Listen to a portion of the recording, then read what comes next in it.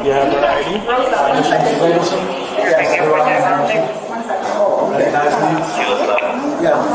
under arrest for your cell phone. No, I don't want to give it to you. Why do I have to? Because my attorney said not to. Why do I have to give it to you? This is evidence. Evidence. Ma'am, do me a favor. She's under arrest. I have to go with. I have to go. I have to go. You don't have no choice. Let me help you out. No, I have to stay. Please don't do this. Don't stay. You need to grab the bags. Take the bags. Yeah, and you need to wait outside. Okay. My husband's almost 80 years old. He can't Yeah, come I with can't. me. Please, can I help? No, you can't join me there. Oh, don't do this, please. Please. Oh, Someone's got God. to help him get home. This is terrible. You can't do this. This is insane. Talk to that for me. Is that okay with you? Please. You don't have to have the handcuffs on. She's not going anywhere. Please. Please. You have anything in your pocket? No. Do you have anything of value in you? No, I Plus, you have a necklace on. You Wanna can go? take the My- necklace I'll take it. Yeah, take it off. Yeah. and the earrings. And the earrings. They're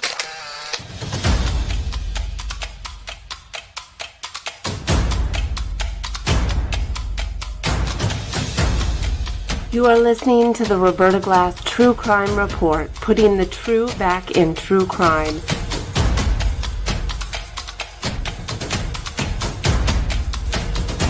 From New York City, Roberta Glass is now on the record.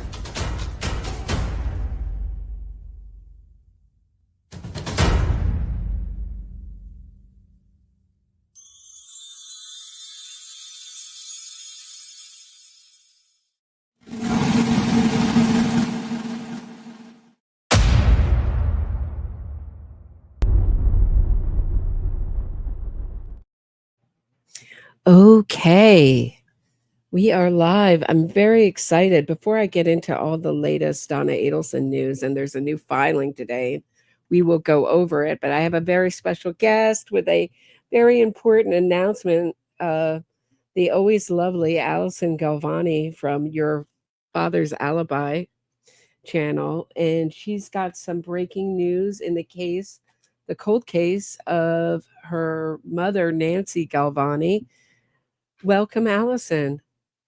Thank you so much, Roberta. And yeah, thank you for your support over the last several months in my mother's case, covering my mother's case, advocating that although it's been over 40 years, my mother still deserves justice, and there's overwhelming evidence against my father in her murder.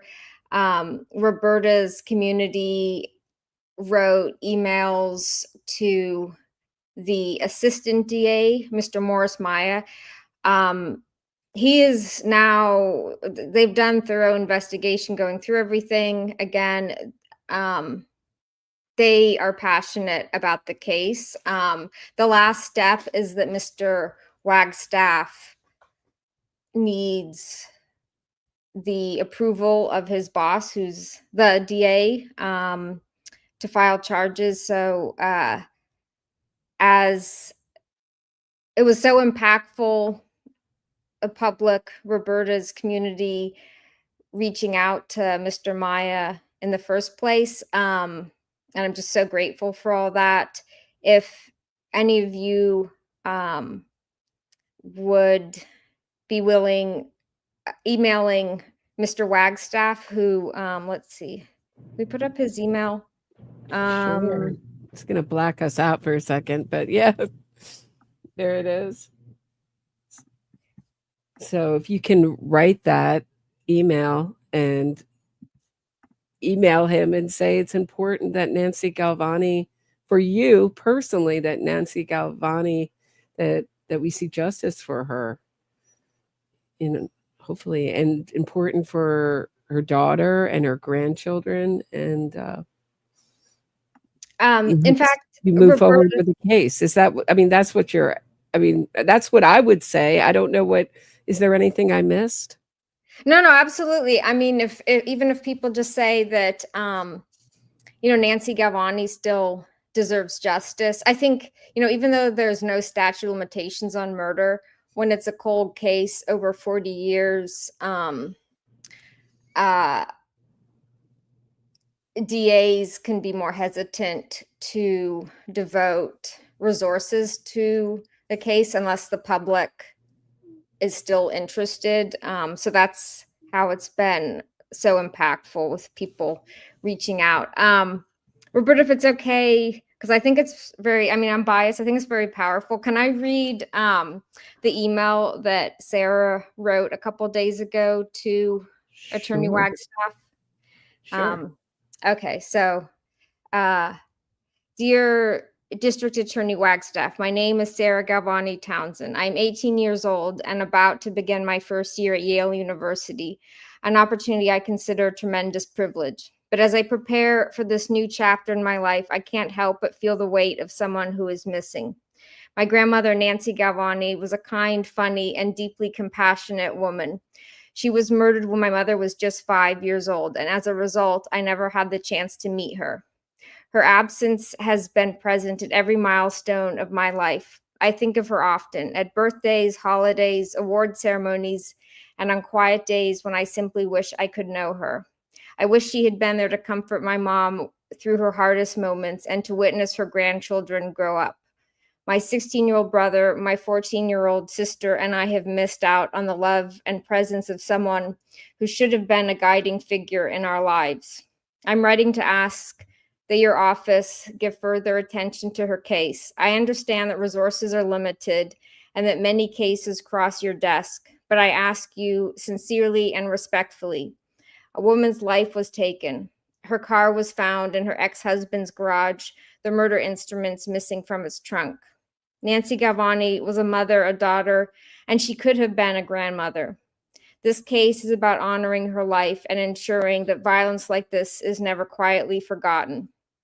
Please do whatever is within your power to pursue justice. Sadly, but without doubt, there is overwhelming evidence against her estranged husband. My grandmother deserves an attempt from your office to bring accountability. Her name deserves to be spoken, her story deserves to be heard, and her family deserves to know that her life has not been dismissed or ignored. Thank you for your time and your service. I'd be grateful for the opportunity to speak further if that would be helpful in any way. Sincerely, Sarah Galvani Townsend. What a beautifully written letter and so moving.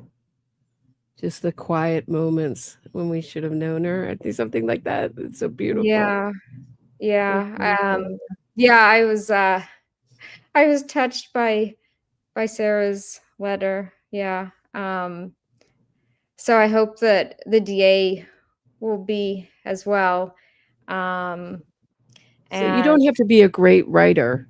Just put down how you feel in an email and write them. You don't have to be a fantastic writer like Allison's daughter.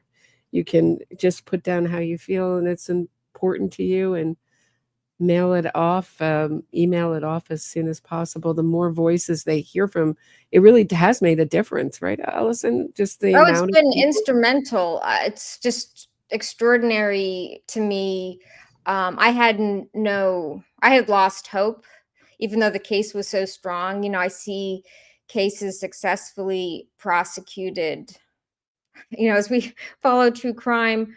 And there's overwhelming evidence against my father. But yeah, he's escaped accountability as like an affluent defendant with high profile, powerful lawyers. It's really been like a two-tiered justice system. But finally, after all this time, your supporters reaching out prompted action in the case finally. And the lead detective, she said that this is, it's stronger than a lot of these other famous cases. We could go into the evidence, but then it'd be hijacking from this other important similar case. The Dan Markel case is in its essence like very similar to my mother's case. So like his boys, that the case really resonates with my situation. So anyway, yes, even just a sentence in an email that Nancy Galvani still deserves justice, that itself just is impactful, has been impactful. And that it's important to you, and you'll be watching their office. I mean, I think they answer to accountability, hopefully. Mia Wallace says, yeah, even the sentences that you're aware of the case and it's outrageous and that you'd like to see justice. Yeah, it's just, they've also been robbed of a deep relationship with their grandfather too. Wouldn't you say? Would you see it that way, Allison, or no? You mean in my kid's case? Yeah, I mean, by that act, I mean, destroyed their. I mean, if he's guilty, which the evidence all points to him doing it. Certainly, her car was in his garage. I mean, that's some crazy coincidence and he's the last person to see her alive, and there's other strange elements of the case that all point to him. That selfish act. I mean, I don't know. I guess maybe you could say his personality may have ended it too without that act, but certainly that act was an act of finality of that you just can't forgive somebody for. No, absolutely. That extreme narcissism that he exhibited, and I think is an element of his personality. Yeah, I mean, they don't have either grandparent, and of course, now that I realize he's guilty, I was in denial for many years as a kid. But at this point, I'm completely estranged from him. And yeah, for those who don't know, what Roberta was referring to, my mother had, after violence in 1982, the summer of 1982, she filed for divorce. We had been living somewhere else in San Francisco, and the night that she was murdered, I was spending the weekend with him. It's written in my mother's diary that my mother was supposed to pick me up Monday morning, but he asked her, when I was already with my father, he called and asked her to come Sunday night instead. And meanwhile, he had me at his uncle's house, coincidentally, someone of the same name, Pat, which is why my channels referred to my father's alibi. It was his false alibi. He claimed I was his alibi, but she left telling a number of witnesses who are still alive, actually, apparently, that she was going to go pick me up, be right back at 8 p.m. And her car was seen, her yellow Buick, very distinctive car, was seen in his driveway just around 8 when she was supposed to be picking me up. But he had me at his uncle's house. She was strangled. Her body was weighted down with it was wrapped in the sleeping bag that was in the trunk of her car. And a cinder block was tied to her body. Her body was dumped over a bridge in the Bay Area, and it's actually found the next day. And yeah, when the police came within the week, they found my mother's car in his garage, several other pieces of evidence, and he was arrested at that point, but the charges were then dropped so that was in August. The charges were dropped in December, with the DA at the time saying, we're not saying for a minute he didn't do it. We're just saying we think it's less than 50% chance that he would be convicted. all along they believed my father that I was his alibi. They hadn't realized until like I talked to them as an adult that my father had sent me elsewhere that night. What year was this? It was 1982. Wow.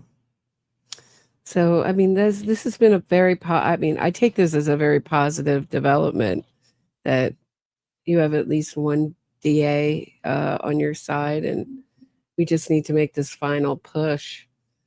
And I don't know. I have good feelings about this, but maybe I'm overly optimistic, Allison.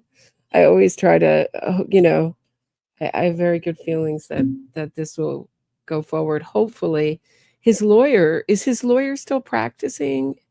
Hecker? No, John Kecker is retired, and in Oh, good. fact, he has a different lawyer now. Okay. I heard. Yeah. That guy. I mean, that guy. I understand the need for criminal defense lawyers, but just morally as a person, some of the things they do, I don't know. I couldn't be a defense lawyer. I would not be a defense lawyer. Would it be my profession?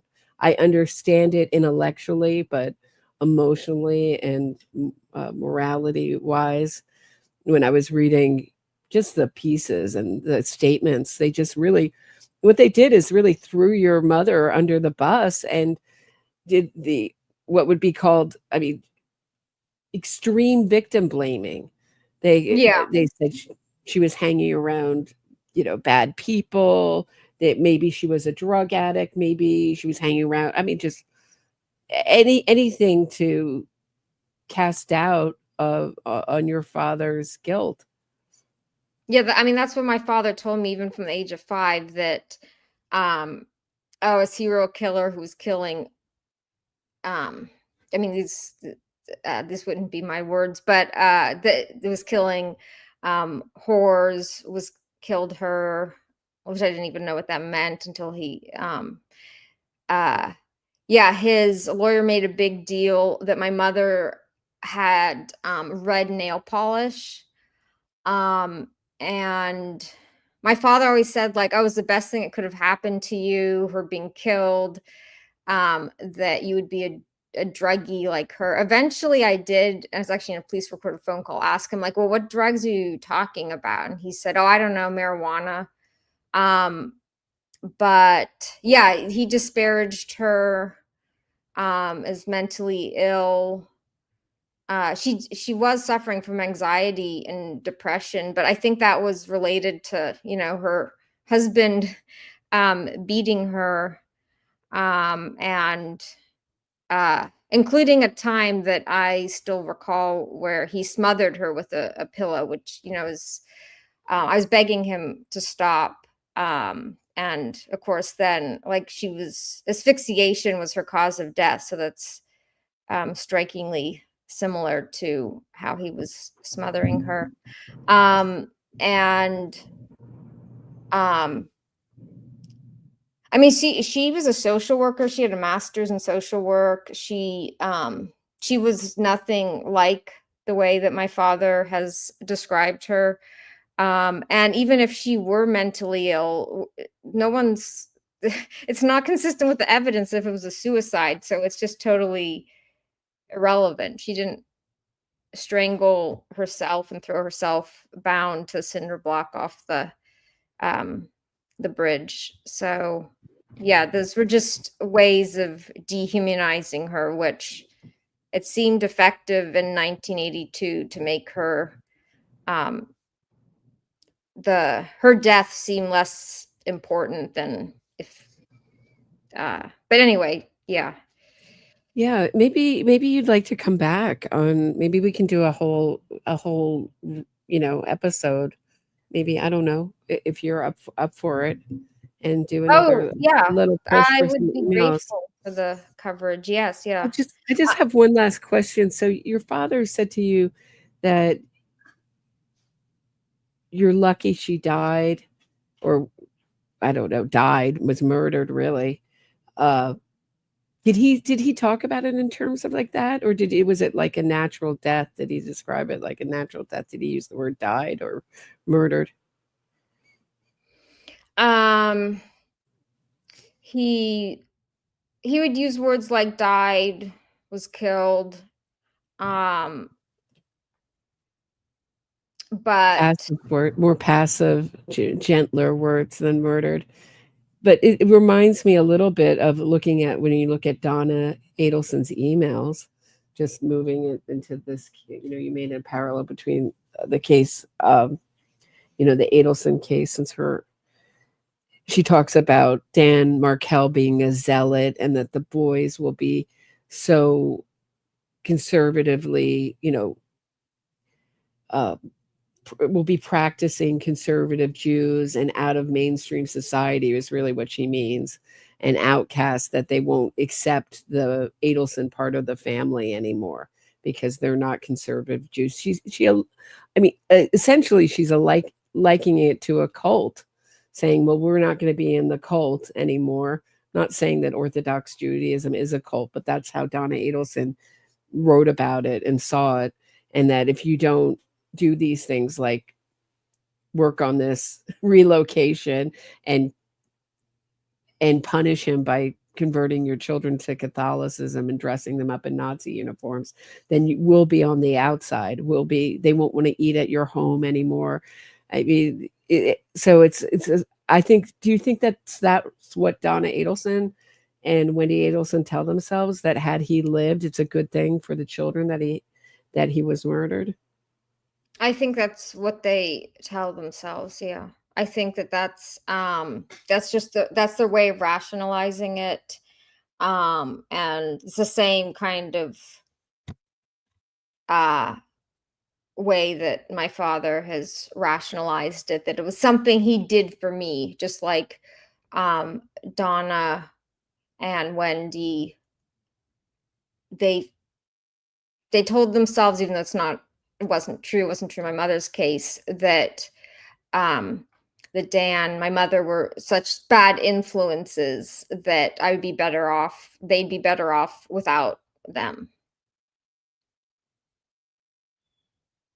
Terrible. Allison Gavani, I hope you come back. Can you please come back and we'll do a longer episode on this? Yeah, I would really appreciate Is there that. anything we missed? Yeah, Roberta. Yeah, my daughter Sarah, who that email. I have 3 kids, but Sarah's she's the oldest. She's an adult now. She's 18. She said she'd be happy to come on your show and talk about it Friday as well. So Let's make that happen. Okay, great. And thank you so much, Roberta. Thank you, Allison. So let me just share before you go. Let me just share one more time. Please write an email. What is his full name? D.A. Wagstaff? Yeah, D. Wagstaff. So the S is, that's his first name, Stephen. But yeah, Mr. Wagstaff. And there's his email. It's Wagstaff. Okay. Yeah. And just let him know that justice for Nancy Galvani is important to you. Send off that email. Do not delay. Do not put it on your list of things to do. Do it immediately. And let's get that push going for Allison. And of course, Nancy Galvani and everyone who loved her and her grandchildren, everyone who loved her. Let's try to see if we can get some justice for her. Thank you so much, Roberta, and to everyone in your community. Take care. Thank you, Allison. Thank you for doing this. Okay. That was a treat. So going on into the big news. So I really do hope people do this. And if you forget, and you think it's too late, just do it. Just send it off. Even if you think it's too late, do it. If you remember it weeks now, but that's why I say do it right away. Even a few powerful lines. It's really let's try to get as many people from our community to write an email to the DA Wagstaff. The email address is up there. on the screen. For those listening on podcast, it's SWAGSTAFFE at smcgov.org. Again, SWAGSTAFFE at smcgov.org. All right. So always a pleasure. If you're not subscribed to my father's alibi channel, I recommend it. Allison has been a good friend to the show. Cheryl says, Roberta, I love the way you end every episode with the impact statements, reminding us what this is all about. No other podcaster does this. Thanks so much. I'm so glad people are getting something out of those victim impact statements. I think they're powerful too. And it gives you a good sense, it's what's so interesting about them is how similar they all are and how they describe Dan Markel.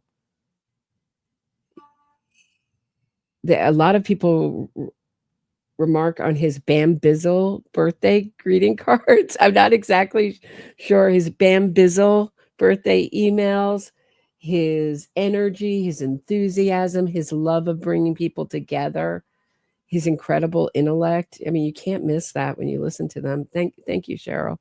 Appreciate that. This is a victim-centered true crime channel.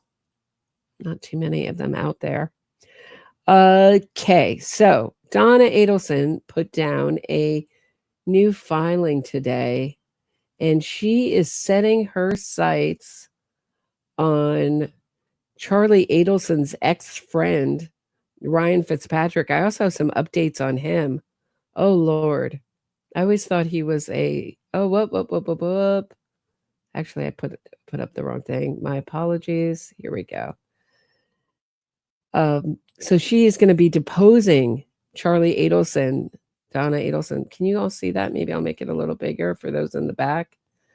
Please take notice that the defendant, Donna Adelson, will take the deposition by oral examination of the person named below. The deposition will take place via Zoom. So on the 11th, we had Drina Bernhardt, the snitch, Donna Adelson's ex-friend from Leon County Jail, being deposed.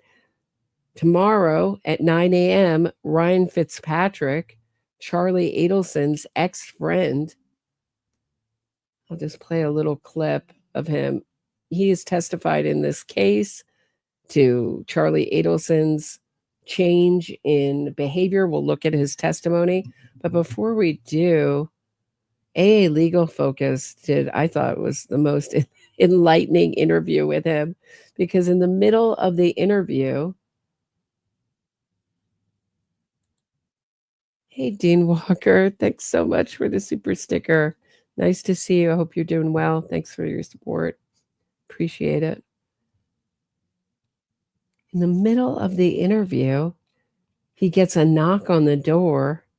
This is something that Maestro put together. I hope I still have it up here. Yeah. And it's someone asking for steroids.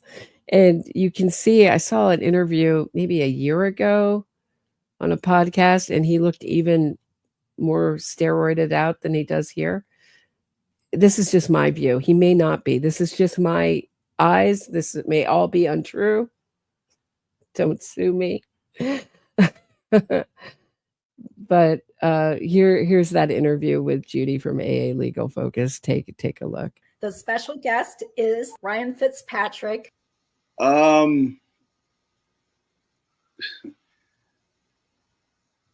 Charlie had a lot of money, and I got into a legal funding business where he and another partner were the money guys or whatever. They gave me a credit line, and I would loan money, advance money on their potential injury settlements, and I would buy medical receivables for personal injury lawsuits.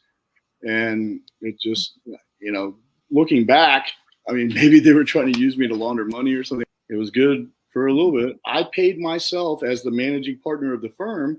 It obviously didn't work out well. He closed down the business, tried to pull the rug out from under me. We had a lot of money on the streets. I was expected to collect that money. When I was collecting this money to pay him back, I was accused of racketeering, embezzlement, fraud, conversion, and theft. And I admitted to it. Yes, I did pay myself to collect your $2 million. Yeah, I think it was insider trading. When you're into something business-wise with someone that you kind of like turn the head a little bit and you're like, God, I just got to get through this, you know what I'm saying? Charlie had more money than you know what to do with. I was with Charlie. I was with him that day, and he was in surgery. I had an office in the back of the dental office that he was doing surgery in. He freaked out, and I was like, what's going on? And he's like, oh, so-and-so just got arrested. He would call me, and it would be like a 45-minute conversation every day, repeatedly. And I was with him that day. Oh, okay. Interesting. How big was Charlie's steroid business? Oh, yeah. He had a steroid business. No, he was caught on wiretaps talking about selling steroids and selling weed. He wasn't selling. He was just an idiot that was trying to be cool to get something for someone as a middleman and to like probably benefit himself. No, Charlie didn't sell steroids. I do recall hearing some wiretap where he was talking about selling steroids to somebody. Yeah. No, Charlie was not selling steroids. It might have been like a conversation where like, hey, I know a guy, I can do this for you. And no, he didn't have a steroid business. That's ridiculous. But no, I just told the truth. So I wasn't worried at all. They know what I did. They know who I am. I sent him a picture of my driver's license. I said, around, find out. I was like, come get some. No, I wasn't worried. I can understand that question, but no, I wasn't worried. No, I'm not worried. Good question, I guess. I don't know. No, I'm not worried at all. I don't know. It's like June said, it was like a fairy tale. What's that? Oh, he was banging on my door. Huh? Oh, jeez. Okay. Mm-hmm. Okay. No, I wasn't worried about those idiots. Okay. But don't be sorry for me. It's it's trying to do the good work. I just wanted my steroids. What? Yeah.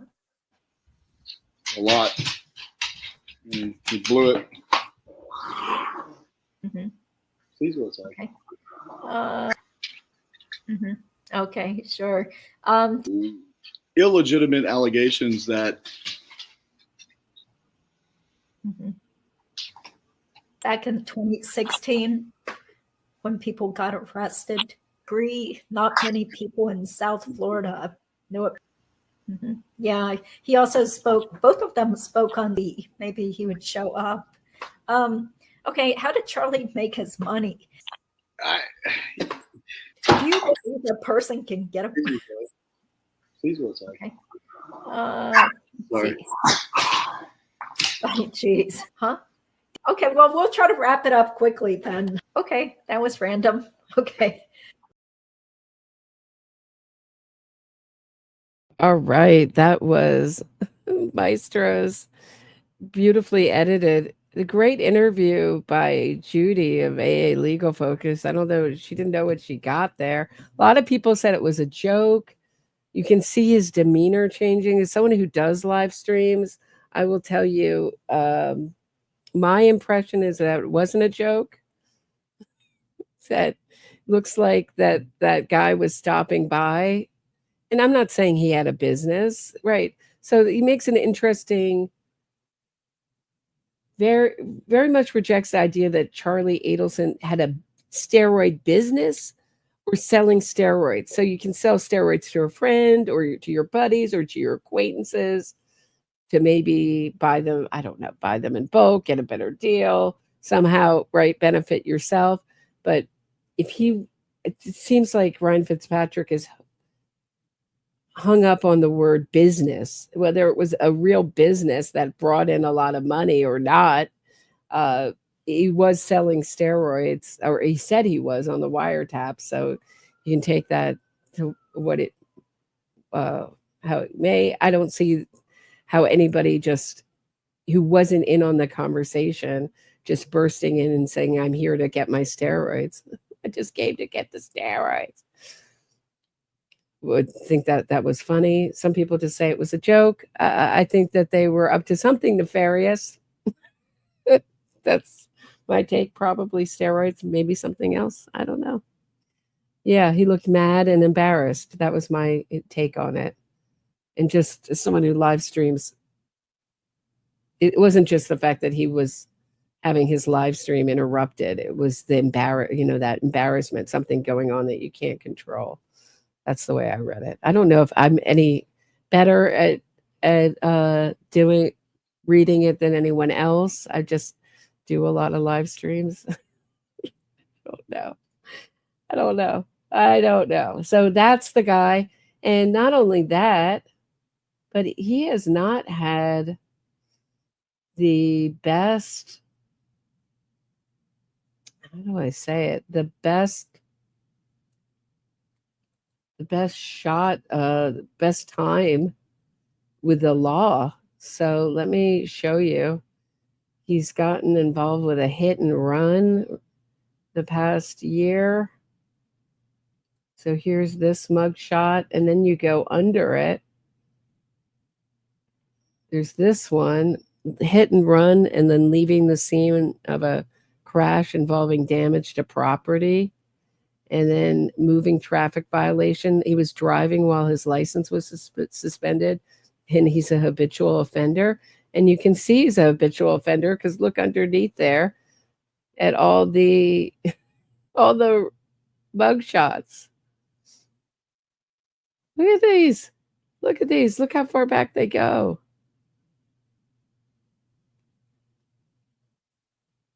So that's a little background.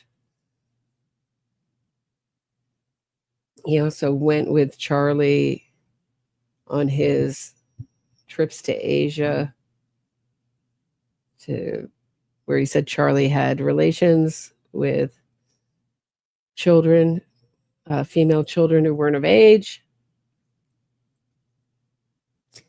So that is, let's look at his testimony. It's a lot of arrests, right, Lolly? A lot of arrests. So it seemed like the perfect, again, what's interesting about looking at that, when you look at all those mug shots, it's very much like, so Charlie Adelson hiring Ryan Fitzpatrick to run his shady businesses is very much the way Charlie Adelson hired Sigfredo Garcia to murder Dan Markel. So someone who he thought was already involved with the law, who was of a lesser social class than he was, who didn't come from, his parents lost their wealth in a Ponzi scheme. You can go back to my episode on that. But he came from a privileged background. So when he was looking to do something outside of the confines of the law, of course, he goes to a poorer person outside who's already had trouble with the law and thinks that they're going to be the fall guy. So if the business goes down, he'll just blame it on Ryan Fitzpatrick. And it sounds like, I have not read all the legal filings in their case, but it sounds like a little bit when they were suing each other, a little bit of what he may have been doing there. So Charlie Adelson, what he really objects to in his trials, listening again to his jailhouse calls this morning, and he was talking about how upset he was that Ryan Fitzpatrick was described by Georgia Kappelman as his best friend in 2014 when he barely knew him then. But they did become really close friends. So he takes that one maybe little, I don't know what you call it, mistake by the prosecutor, untruth, and stretches it till they lied about everything. He calls his friend to tell him he's been convicted. And his friend's like, no way. You're like, how good a friend is this of Charlie Adelson? Has anyone heard that call? That he wasn't following the trial at all? At all, that he hadn't heard the news that he was convicted? He's like, no way. And this call is a little different than the other calls because Donna Adelson's can't really be a good audience for all of Charlie Adelson's whopper lies and stretches of the truth. So in this one, this guy seemed like the perfect target for all his whopper lies about his case. They were all coincidences. You know, the fact that my mother, I'm just convicted because my mother said the TV was $5,000 and that's what TVs were back then. No, and no. Sounds good. Sounds like the Innocence Project, frankly, and their tall tales about the cases they represent. All right, here is Ryan Fitzpatrick. Let's take a look on this at what Donna Adelson is desperately trying. The witness, she's desperately trying to mine for any information that might be useful for her. That's one of the things you do in these kind of depositions. So this deposition starts tomorrow at 9:00. Donna Adelson's lawyers are going to depose Ryan Fitzpatrick, Charlie Adelson's ex-friend.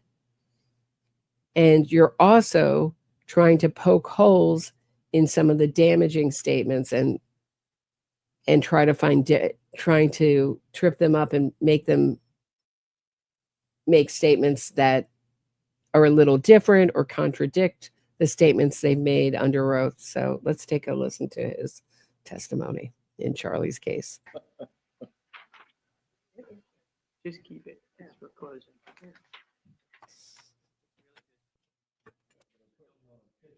These questions pretty soon. I had the same thing too. I go, why Ryan Fitzpatrick? I woke up thinking strangely about Ryan Fitzpatrick because he was the witness that came after Jeffrey Lacasse. And I was like, how is this guy? Why is he on the witnesses for Donna? But it is a family case. So testimony against one person is testimony against another. So the fact that Charlie Adelson stapled the money and June Mchinda came before this, we can look at her statement. Strangely, Donna loved her testimony. That's because she held back, and it was basically like Georgia Kappelman had to testify and read her past statements after June Mchinda said she didn't know. I mean, she was obviously protecting Charlie and the Adelson family. It was really Georgia Kappelman had to testify in that case. We can look at that after this if we have time. But these are the two friends. So June Mchinda, Charlie Adelson's ex-girlfriend, came before Ryan Fitzpatrick, and here's Ryan Fitzpatrick.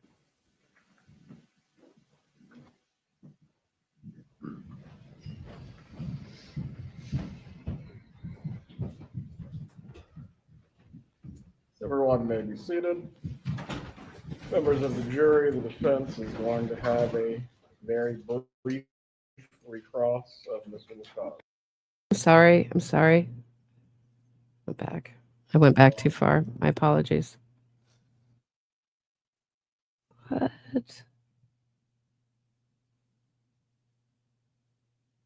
Oh, okay. I went way too far. At the time that Dan Mark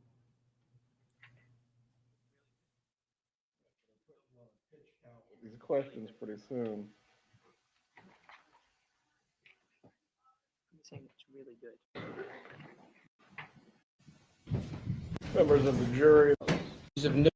Anyone else? No further. But the time from a law enforcement My apologies, guys.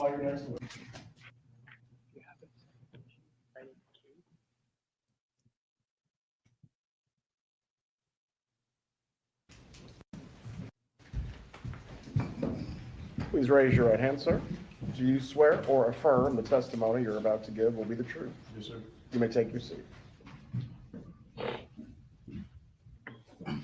Sir, please say your name and spell your name. Ryan Fitzpatrick, RyanFitzpatrick. Where do you live, sir? Lantana, Florida. And what line of work are you in? I'm in roofing now. Okay. Do you or did you at some time have a relationship with Charlie Adelson? Yes, ma'am. Were you guys friends? Yes, ma'am. How close were you? Very close. What time frame were you close friends with Charlie Adelson? From about the time that I moved to South Florida and around about 2012. And then as years passed, we grew a lot closer. Until when? Till about 2018, 19-ish. All right. Didn't Ryan Fitzpatrick say he called him from work and he would talk for hours? But it almost seemed like Ryan Fitzpatrick was saying that he would repeat himself, which we all know Charlie Adelson does. It's starting to thunderstorm here. So maybe he called from a different line and they didn't catch it. Maybe it wasn't his cell phone. Maybe it wasn't the thing that they wired. So True Crime Wifey, thank you for the super chat, is asking, hey, Roberta in chat, if Ryan was on the phone with Charlie constantly after arrest of Hitman, why aren't there any wiretaps of that? Fitzpatrick is shady. He is shady. Maybe a different phone. We know he liked to use different phones. True Crime Wifey. I don't know. You spend Maybe the work phone at the he moonlighted all over the place. a lot of time together. Yes, ma'am. Did you talk to him daily? Yes, ma'am. Did you know his family? Yes, ma'am. Meet his girlfriends? Yes, ma'am. All right, do you see him here in the courtroom today? Yes, ma'am, I do. Would you point him out and describe what he's wearing? Blue suit, light blue tie, white shirt. Let the record reflect the witness has identified the defendant. The record will reflect. Was the defendant, Mr. Adelson, very close to his sister, Wendy? Yes, ma'am. If you know, how did the Adelson family feel about Dan Markel? Not fond. And did that include Charlie Adelson? Yes, ma'am. I mentioned the girlfriends. Did Mr. Adelson have a lot of girlfriends? Yes, ma'am. Was one of them Catherine Magbanoa? Yes, ma'am. Did you ever have an occasion to meet her? I think in passing I might have met her once or twice, but I didn't have a personal relationship with her, no. Did she stand out to you as being someone special or of more importance to him than any of the other women in his life? Objection leading. Sustained. Please rephrase your question. It's a yes or no question. Did she stand out to him as being somehow special or different from the other women in his life? No, ma'am.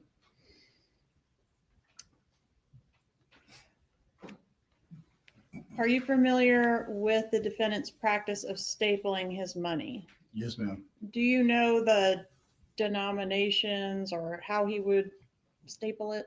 10 100s would be 1,000. Easier to count that way. At the time that Dan Markel was murdered, how did you learn of the murder? I can't remember. They never spoke about it, so. And when you say they never spoke about it, who was The that? family never spoke of it. So you didn't learn about the murder from your close friend? I do not believe so, no. Not directly. Right after the murder, did Mr. Adelson tell you that his girlfriend, Catherine Magbanoa, was extorting money out of him? No, ma'am. Does that seem like something he would have mentioned to you? Yes, ma'am. Probably. I imagine so. When law enforcement posing as a thug approached his mother in what we're referring to as the bump, did he tell you about that? I don't recall, no, ma'am.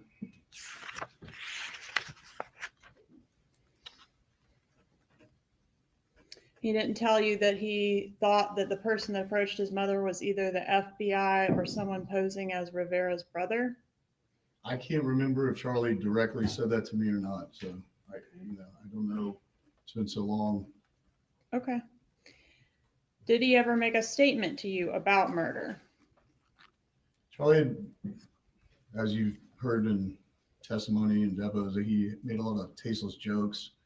And he said something along the lines of, you can get away with anything, you can get away with murder if you keep your mouth shut. When was that statement made? Jeez, years ago. Before or after this murder? It would be after. If you can keep your mouth shut. That's a big if in the Adelson family. I'm going to make a poll. Do you think the Adelson family succeeded? If that is true, if it's true that you can get away with murder if you keep your mouth shut. Hold on, let me make this poll. Do you think that the Adelson family succeeded with that? So here we go. Let's do a poll.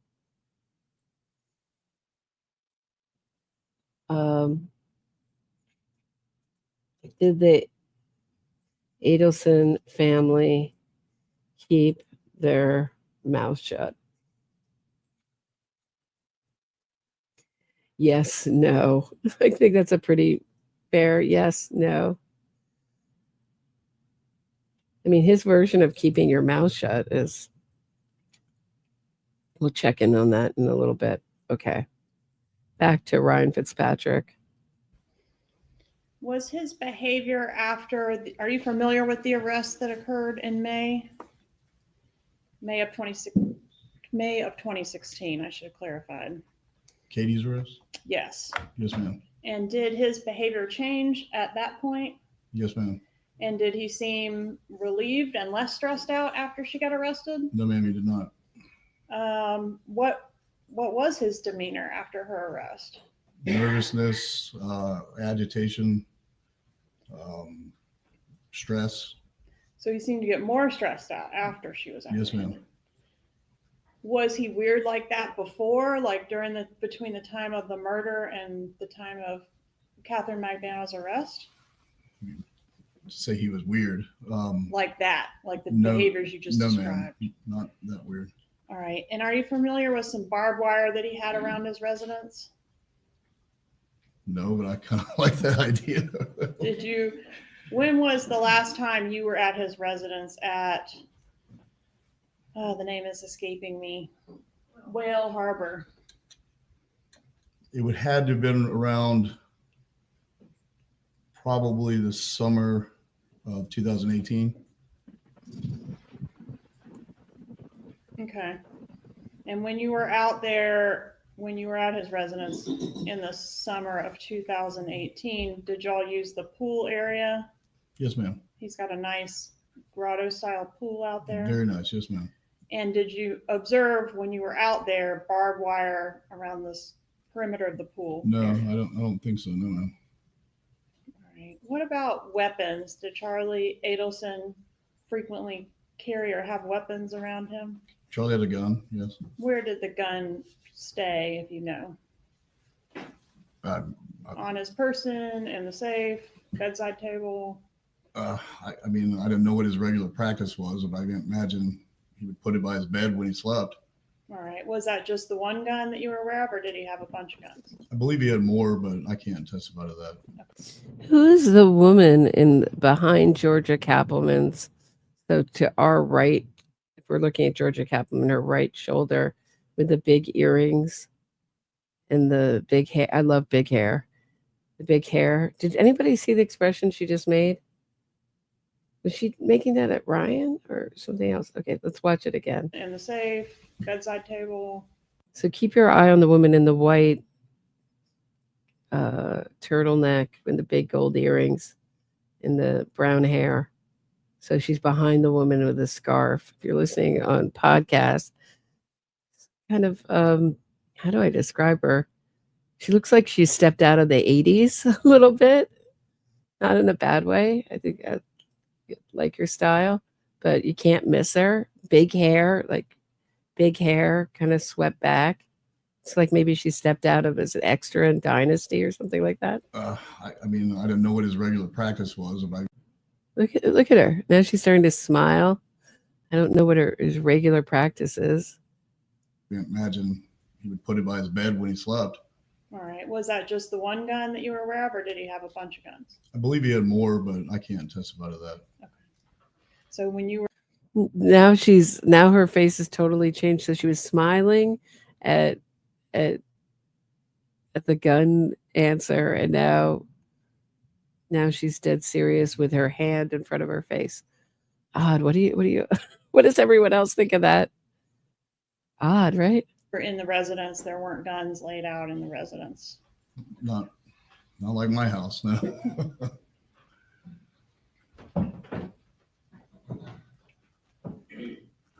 Did you have a falling out of some kind with Mr. Adelson? Yes, ma'am. When did that occur? I would say about the last time that I recall vaguely being at his residence, probably about the summer of 2018. Okay, and you guys have filed lawsuits against each other or just one direction? Charlie had filed a lawsuit against myself and others. It's since been dismissed. So. All right, and so you don't like the guy anymore?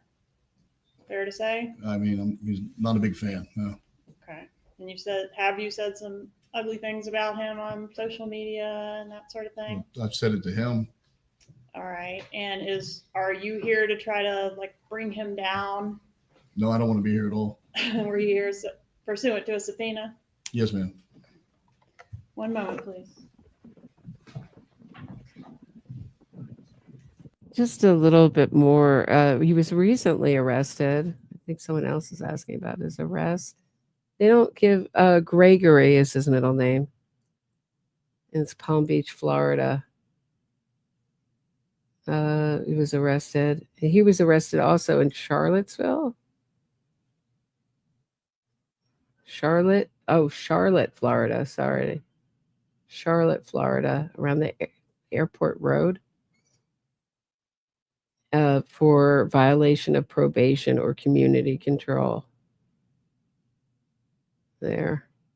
And this happened just last month. So the 9th of July, 2025. And he just can't seem to stay out of trouble. I mean, it's a treasure trove. I mean, we could just keep going into these. It's like almost one every year. So then 2 days before that, looks like this is something else. Out of county warrant.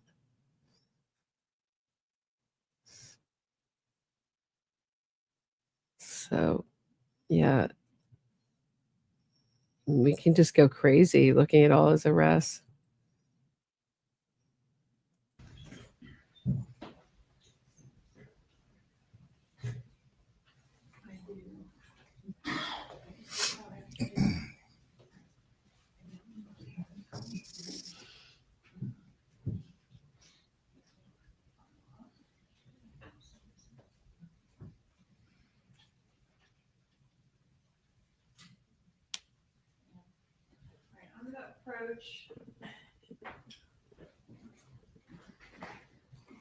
So in another court, if you were making those kind of looks in the gallery, you could be kicked out. Another judge could kick you out for trying to influence the jury or just being distracting.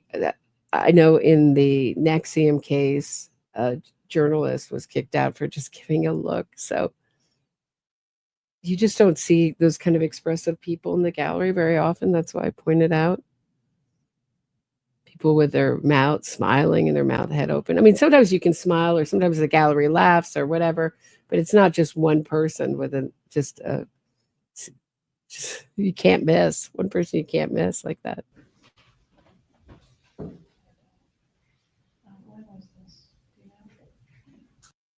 Maybe Georgia's mom. I don't know what Georgia's mom looks like, but people say no.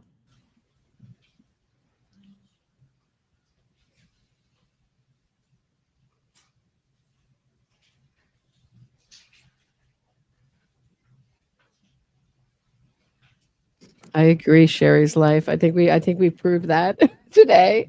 I think we proved that today. People used to get mad at me.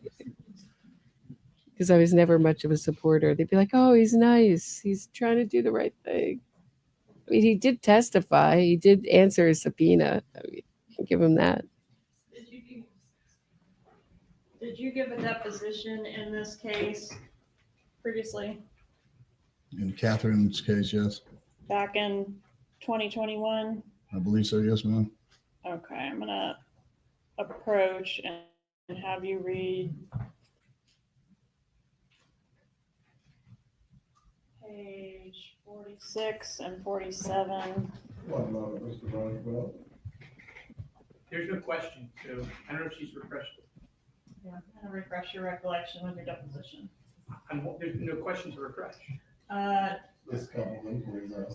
Did you say that he told you about the bump? If I said it there, then I said it there. I mean, it's just been years, so it's hard to recall. I And understand. I'm tired. Would it refresh your recollection to review the deposition to see exactly what you said? Yes, ma'am, it would. Page 46 and 47. Good catch on Rashbaum's part. Not all that helpful, but good catch. Yeah, I think he's telling 1/4 of what he knows. I think he knows a whole lot more against the Adelson family. I think he's telling the minimum. I don't know if it will all be relevant to this murder, but I think he's got a lot of goods on Charlie, but I think there's a lot of things that he knows that would also make him look bad. So it's not telling. That's just my sense.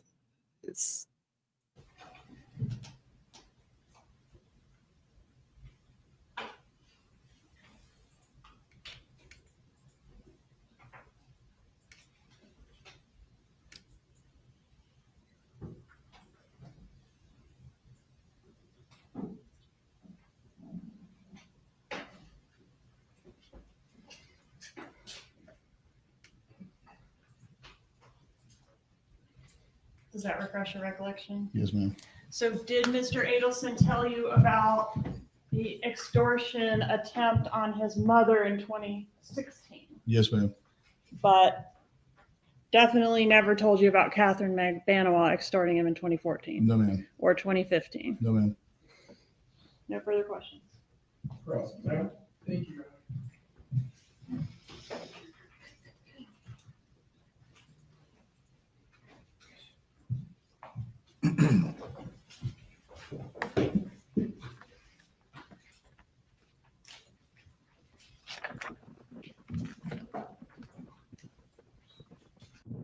Harley, here.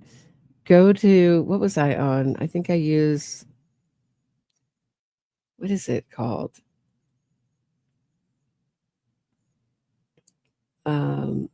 Go on Yahoo and look up Ryan Fitzpatrick, Florida, Palm Beach arrests, and it'll come up.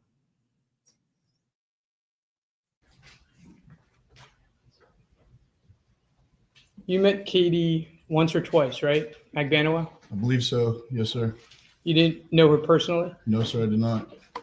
But Charlie mentioned to you that the father of Katie's kids tried to run him off the road? Yes, sir. Tried to kill him? Yes, sir. And that was in 2014? Vaguely, yes, sir. If that's what I testified to, then yes. Charlie talks a lot, right?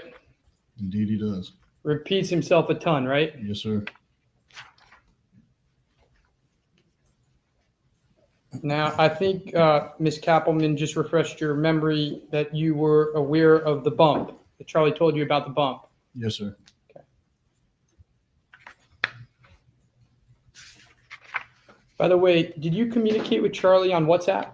Yes, sir. You ever talk about murder on WhatsApp with him? No, sir.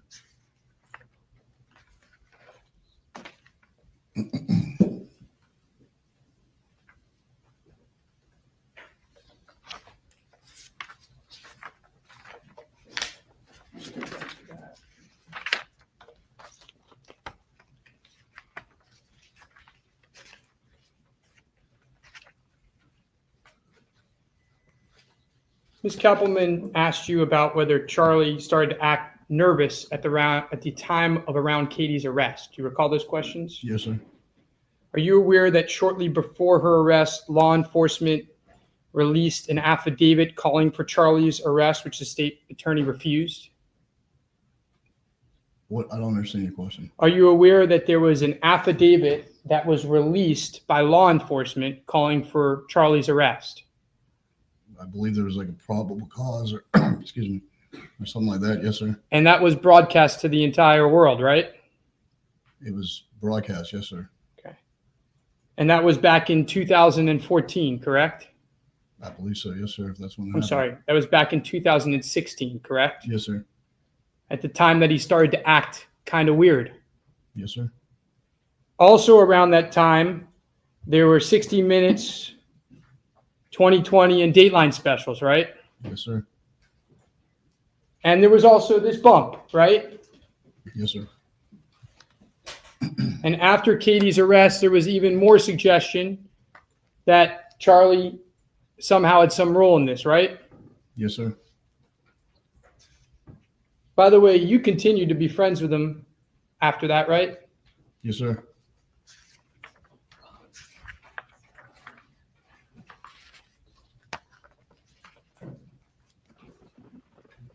I mean, I know there's a difference in murder and hit and run and warrant arrests and whatever else he's been arrested for. But he was suspected of being involved in a murder for hire. I'm sure he was quite convincing that he had nothing to do with it. So thank you, my father's alibi, Carrie Englert. That's who it is. She's a native of, or she lives in, is she a native of Tallahassee? Yeah, she's a native of Tallahassee. She's a former Olympic gymnast. Here, let me show you some of her. Yeah. Love her style. There she is. Former Olympic gymnast. Just stopping in on a murder trial in Tallahassee. Wow. Wonder what her connection to this case is, or if she was just interested. Does anyone know? Now, isn't it true that you stole from Charlie? No, not at all. It's not true that you took checks that were supposed to be made out to the business and took them for yourself? That's alleged in a lawsuit that's been dismissed. So. Was that lawsuit dismissed because Charlie Adelson got arrested in this case? Why I never hired an attorney, because I wasn't worried about it. When was it dismissed? After his arrest in this case or before? I found out last week, so I don't know. I don't care. Do you think it was dismissed after he was arrested in this case? That's speculation on your part. I have no idea. I didn't think about it. Didn't lose any sleep over it. Was a lawsuit for hundreds of thousands of dollars? About $2 million. But I don't have that anyway, so I didn't worry about it. Before he filed that lawsuit, he demanded that you repay him, right? I guess, if that's what he says. Well, did he text you and demand repayment? Yeah. But maybe he'd get the judge, like, even if he didn't have it, maybe he'd pay his restitution. Just like Donna's lawyer, who was formerly a judge. Does everybody know who I'm talking about? Who had, when she was a judge, she had her her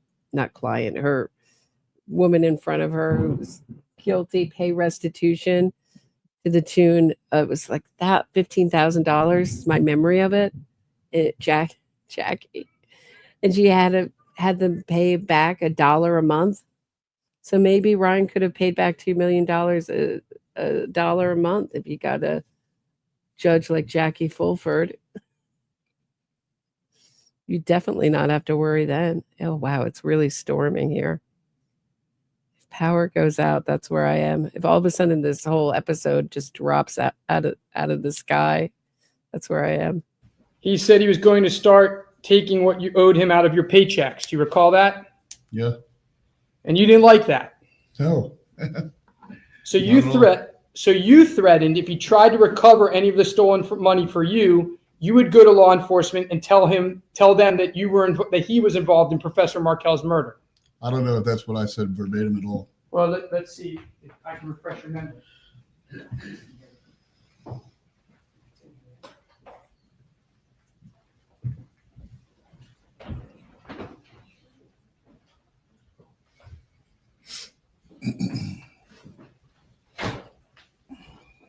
Do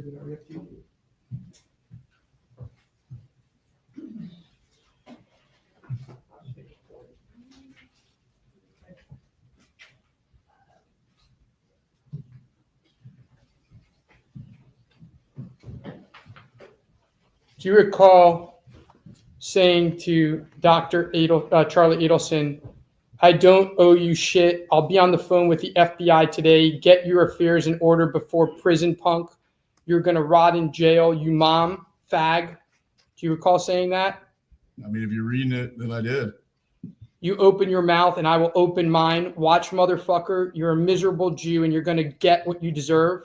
Do you recall saying that? If you're reading it, then I said it.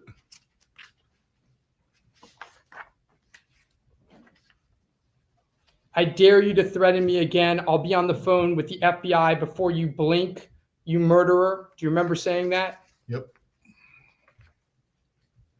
Get fucked. I'm going to get you in jail. Do you remember saying that? I guess if it's in there.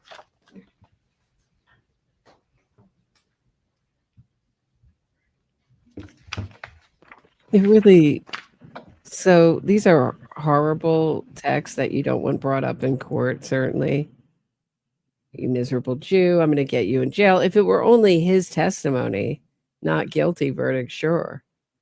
But there's a whole lot of consistent evidence and consistent, including consistent testimony, that all goes against Charlie. But like I said, I think that proves my point that he knows a whole lot more. Open your mouth and I'll open mine. So I think that they're holding a lot of secrets about each other, these guys. But Charlie Adelson goes on and on and on and on. How could Georgia Kappelman call Ryan Fitzpatrick his best friend in 2014? Wasn't his best friend.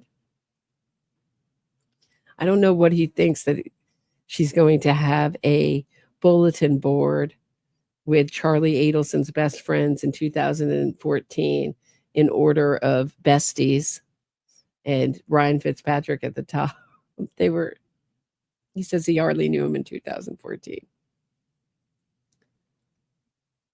Certainly knew him enough to give some crucial evidence against him.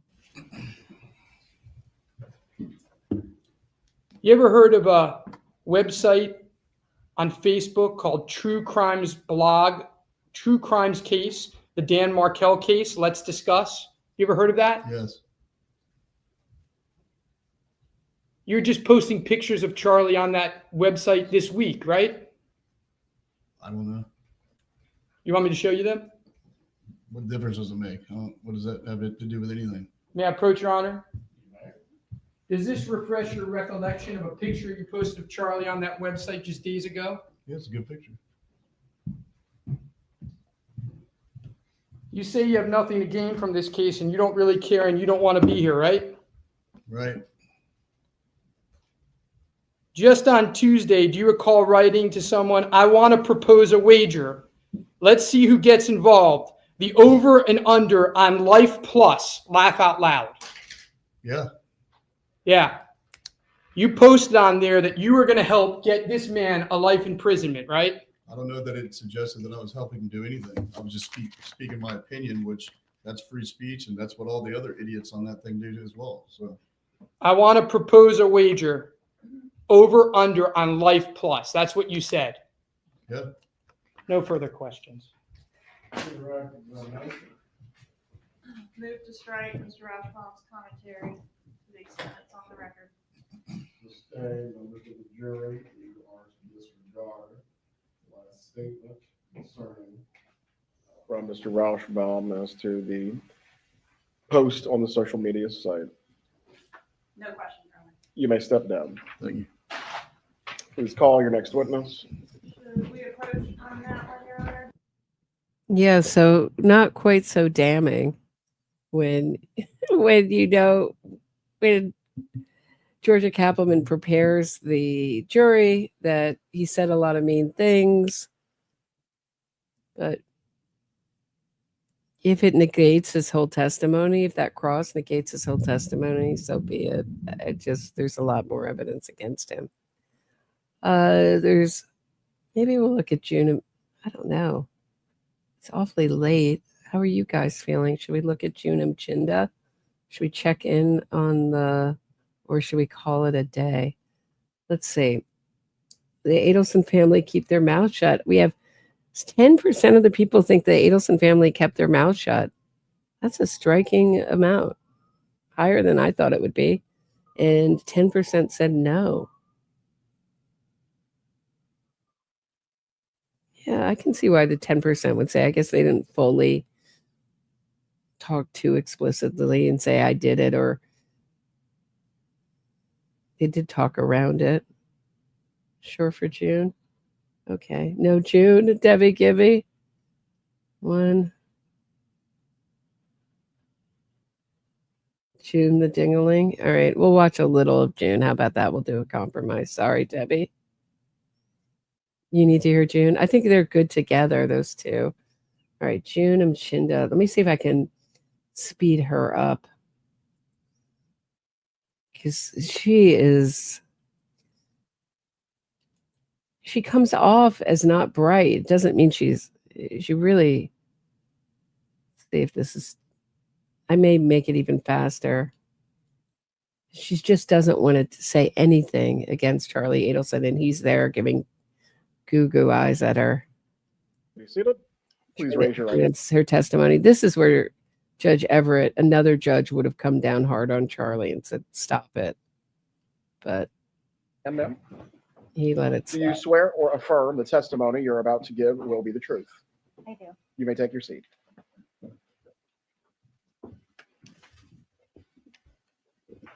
Please state your name and spell your name. Hi, I'm Junam-Chinda. It's June first name, last name Umchinda. You don't have to, I don't think you're going to have to lean that close to the Oh, microphone. okay. We can let you know if we can't hear you. All right, like that. Where do you live, ma'am? I'm in South Florida. Do you know Charlie Adelson? I'm sorry. It was my alarm to come down here. Is it silent now? Yeah. Okay. Sorry. Wait, let me just check if it's, I'm so sorry. It's okay. I don't want it to snooze. Okay. Okay. Do you know Charlie Adelson? I do. How do you know him? He's my ex-boyfriend. Do you see him here in the courtroom? I do. Could you please point him out and describe what he's wearing? He's the middle one there with the navy blue suit on. The record reflects the witness has identified the defendant. The record will reflect. When did you date Mr. Adelson?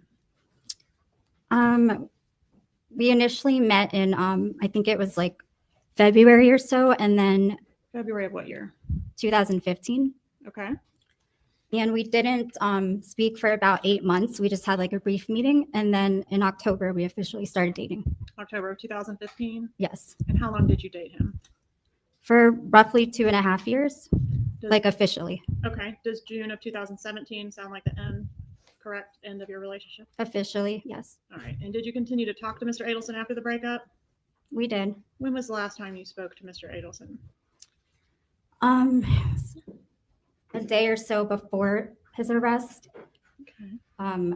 We were playing phone tag and I was supposed to see him. We didn't see each other for a long time, but I was supposed to see him. I didn't get to, and then I wrote him back. I saw a message from him. And then the next day he was taken away. All right. So that's obviously significantly after the official breakup. Oh, What right. was- So you can tell with just the choice of language, he was taken away. He was arrested. He was arrested for murder.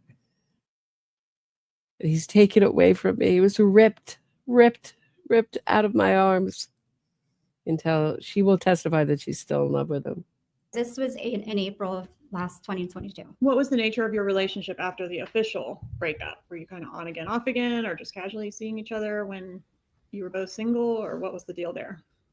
I mean, it was a lot of years that went by after our official relationship. So there were like different periods of times where we were seeing each other and then casual, but we always stayed in touch throughout the years. So. All right. And do you still have feelings for Mr. Adelson as we sit here today? So he's my last serious boyfriend. So I would say yes, that there's something still there. I care about him, but obviously I haven't seen him in God knows how long. So. All right. And do you recall being interviewed by the Tallahassee Police Department in reference to this case on July 24th, 2018? I do.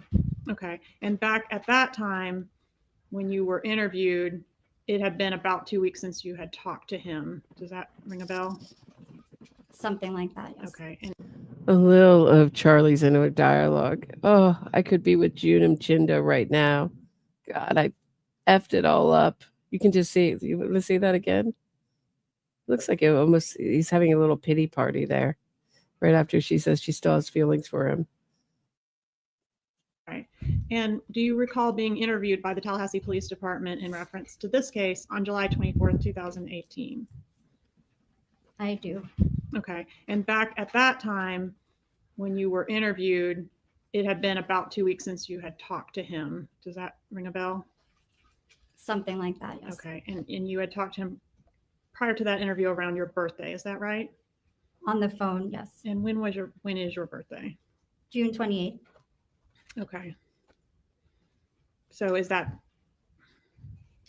was prior to, obviously prior to his arrest, but just a few months before the trial of Catherine Magdanoa? Did you talk to him then as well? I'm not sure. I don't recall when her trial was. I know she had a retrial, so Okay. I don't know the date specifically. Okay, but in one of those trials, didn't you testify that you had spoken to him just the night before that trial?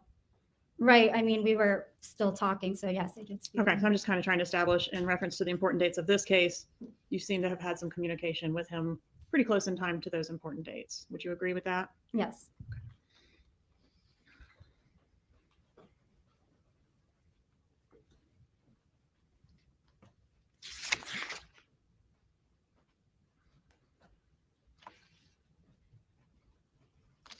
But you haven't had any contact with him in reference to what you're going to say here today?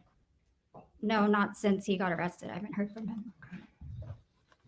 Were you dating him when what we're calling the bump occurred back on April 19th of 2016? Yes. And are you familiar with what we mean when we say the bump? Is that the money extortion thing from? The thing when Donna Adelson was approached Yes. by an undercover officer? Okay, so how far into your relationship with him were you at the time that occurred? And that's again, April 19th of 2016. About a year roughly, I would say. All right, but you began dating officially Well, from October, so that's not a year. It's more like 6 months. Yeah. What was the status of your relationship, or can you kind of describe for us what your relationship was at that time, April of 2016? Oh, sorry. I'm trying to think of the dates again. So the bump was 2016, you said, in April? Yes, ma'am. So this would be about 6 months into your relationship. Were you seeing each other seriously? Were you seeing a lot of each other? Tell us about Every that. day, yeah. Every day. Okay. And have you previously described the relationship at that time as a fairy tale? Back then, yes. Okay. Perfect. Yes. Inseparable? Yes. Okay. So the two of you were together quite a lot during that time frame. Yeah, I Yes. basically lived there. Okay. And so you spent most of the time that you were together over at his place? Yes. And is that the place on Whale Harbor? It is. And did the relationship change at some, well, before we leave that, when the bump occurred on April 19th, 2016, did Mr. Adelson, tell you about the bump? No. All right. So at some point, did the relationship change around this time frame, April of 2016? I can't say exactly like when it changed because we've had a lot of ups and downs, but I mean, it did change. So I don't know when exactly it was. Okay. I want to draw your attention specifically to the time frame between April and May of 2016. Are you able to tell the jury about some changes you observed in Mr. Adelson's behavior during that time frame? I don't know, like, if it was in that time frame exactly. Okay. Do you recall giving a law enforcement interview in this case? I do. Okay. And that was done on July 24th of 2018? Right. Would your memory have been better back then on these issues as far as the dates that things happened? Does it say what date? Like, they didn't ask me specifically how he was acting when. So I don't know exactly what they meant, like how he was acting, what time. Okay.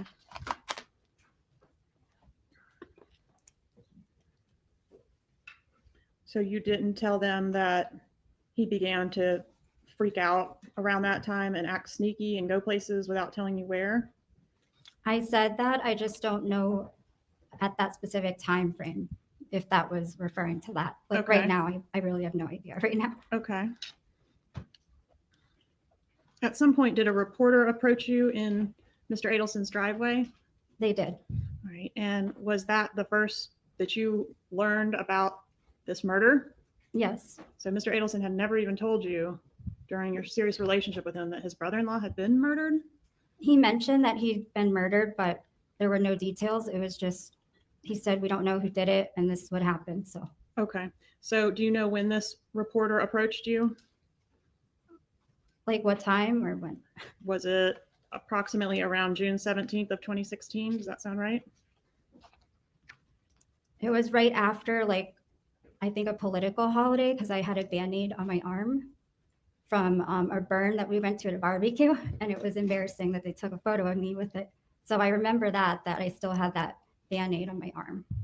So it might have been around May or something. All right. Maybe Memorial Day. Are we sure it was in 2016? Well, there's a picture like the reporter has on the internet. So whenever that article came out, it would be then. So she's talking about this article. Came in the Daily Mail. Girlfriend defends the ex-brother-in-law of FSU professor shot dead in his driveway, who cops say is connected to execution-style murder for hire. Dan Markell, 41, so young, was shot dead in the driveway of Florida home in 2014. And June, the wealthy Fort Lauderdale family, it was June 17th it was published. The wealthy Fort Lauderdale family, police suspect of having a motive related to the execution-style killing of a highly respected Florida State University law professor, had nothing to do with the murder, according to the live-in girlfriend of a family member. June Mchinda's comments come as a Leon County grand jury decides whether to issue 2 career criminals with first-degree murder indictments for the July 2014 murder of Dan Markell. The 2 suspected killers are Sigfredo Garcia, who has been arrested in connection to the murder, and Luis Rivera, who is already behind bars on other charges, waiting to be served an arrest warrant. Mchinda, 27, a Thailand-born credit union worker who started dating Playboy periodontist Charles Adelson 8 months ago, tells Daily Mail Online in an exclusive interview she doesn't believe the theory that Adelson or other family members paid the 2 to carry out the killing of Markell. Court documents point to Donna Adelson, the mother of Markell's ex-wife, Wendy Adelson, as well as Wendy's brother Charles, as being connected to the murder plot. So there they are. There's the bandage on her arm. But there's another interesting, if you go to the gallery here, there's the bandage on her arm that she was embarrassed about. It's such a silly thing to be embarrassed about. So Sigfredo Garcia, another picture of him. Here's a picture of Charlie Adelson shutting the door to his car with his cell phone in his hand in scrubs. Police claim Adelson did not like Markell. And then there's Wendy with her 2 kids with that famous picture that Jeffrey Lacasse talks about being too good looking, that was put up right before the murder was set to be done. Wendy Adelson changed her Facebook profile to that. There's Sigfredo Garcia in court in scrubs. Dan Markell with his 2 kids, faces blacked out, is at home. I guess the Adelson Institute. I assume that's what that is. And then there's all these philanthropy pictures. One has to do with fishing, Weekly Fisherman article with, I guess, Charlie Adelson catching a fish, and then also some kind of charity. Someone knows what that's about, let me know. I'd never seen that before. So that is what she's talking about, the article.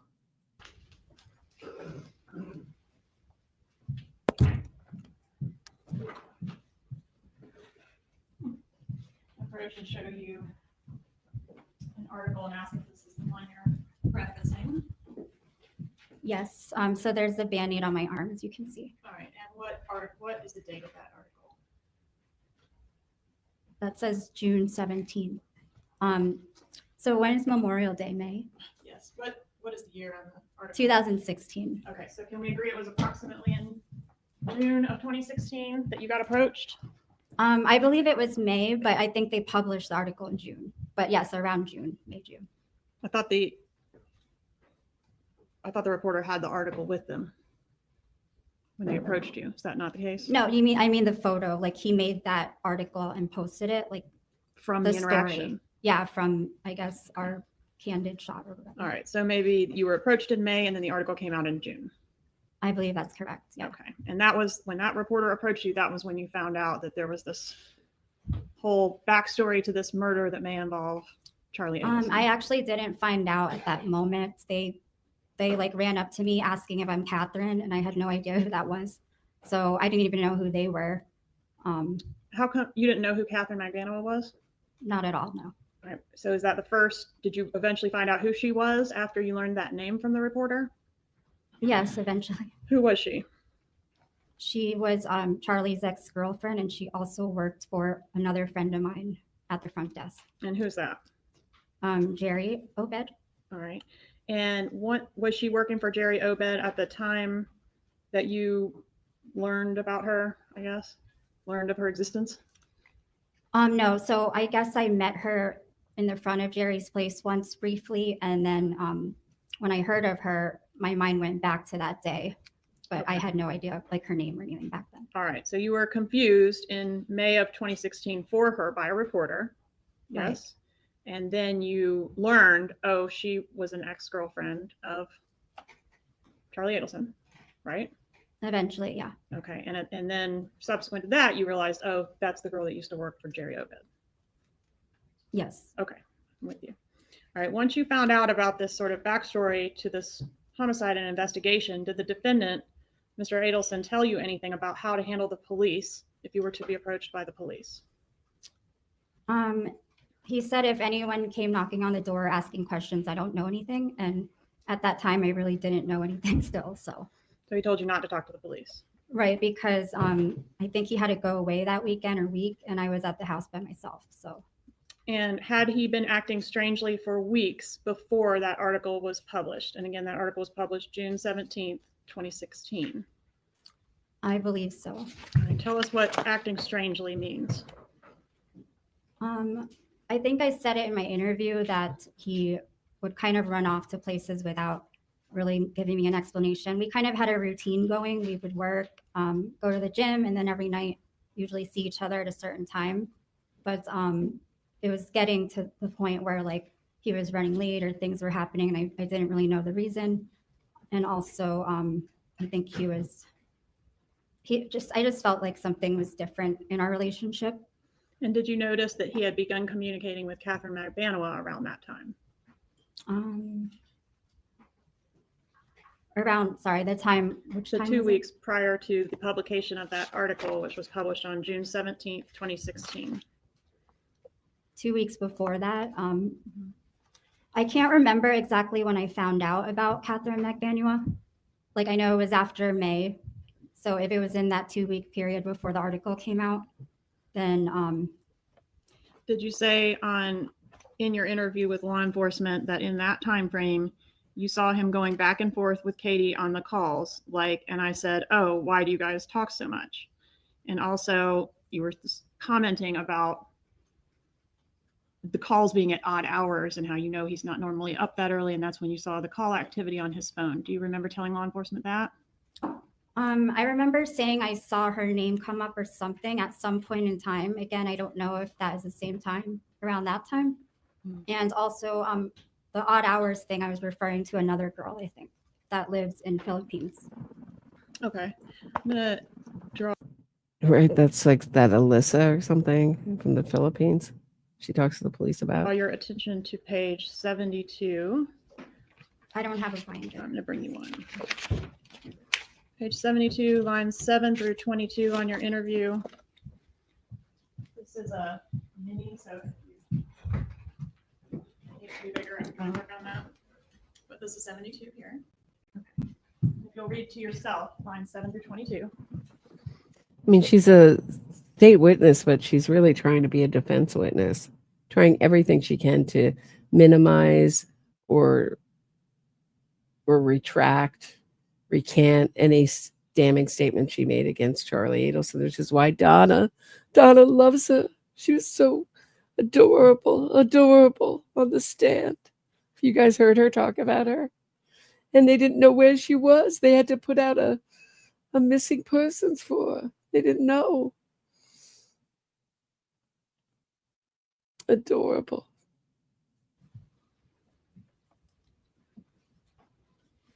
I mean, they like her because she's not a strong witness against them.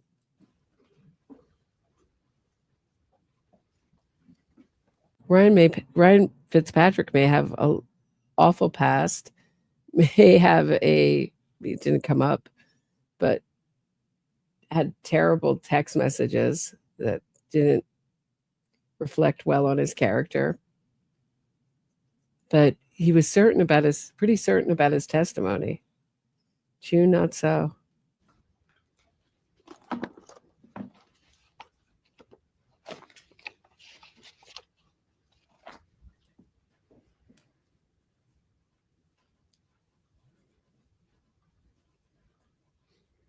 Okay, so So let me ask a question. Yeah. Are you still maintaining you were referencing another woman in that comment, or were you talking about Catherine McVanois? So in that comment, I actually was referring to when I found out the phone records of Catherine and Charlie, like speaking in the morning when they showed how often they would speak on the phone. All right, thank you. So, Did that's Mr. okay. Adelson ever express any interest in or curiosity to you about who had killed his brother-in-law?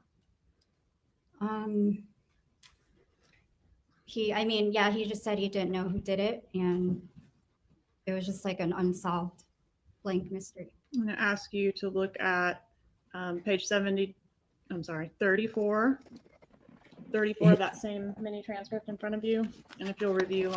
June, the answer is no. It's exactly what Robert Adelson, who's going to come in and testify against Donna, if he does, or he's set to, could not. There's a lot of people who show up on these witness lists, but there's certainly been a lot of legal paperwork about Robert Adelson's testimony in time, putting to deposing him, just like Ryan Fitzpatrick. I'm just so curious what exactly they're looking for.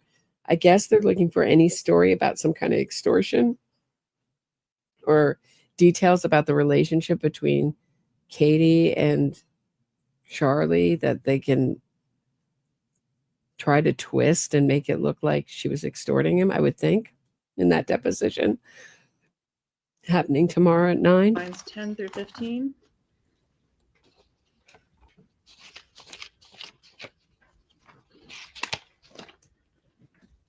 Just let me know when you're done. 10 through 15? Yes, ma'am.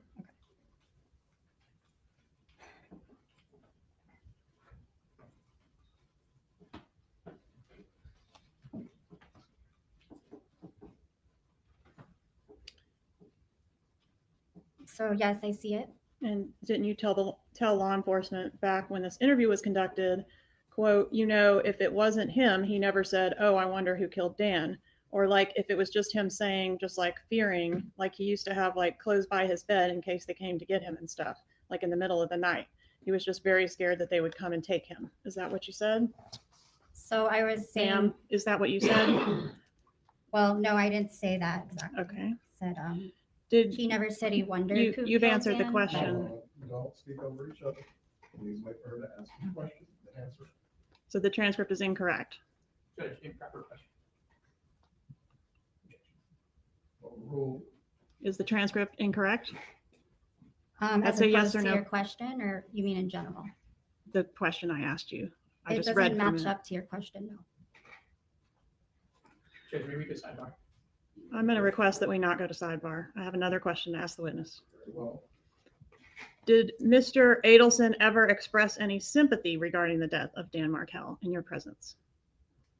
I mean, yes. I'm going to turn your attention to page 84 of the transcript, lines 23 and 24.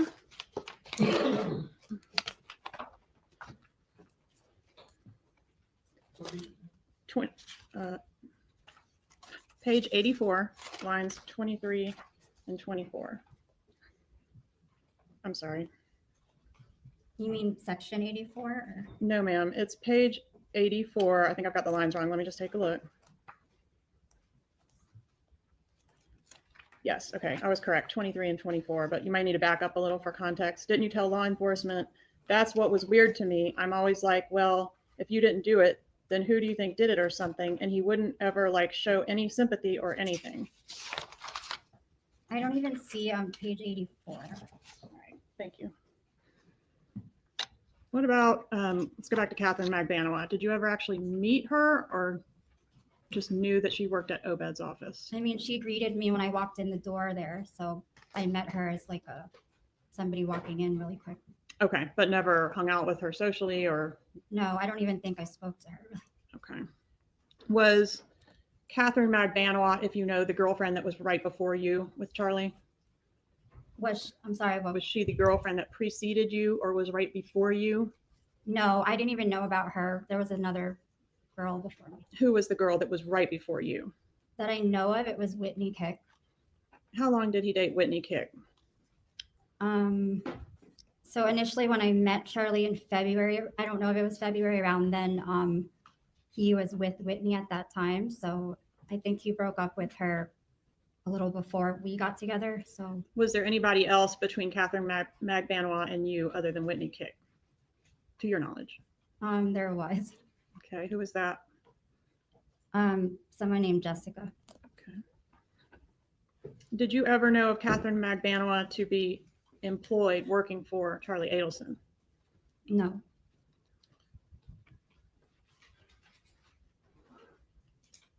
During the time frame of the bump,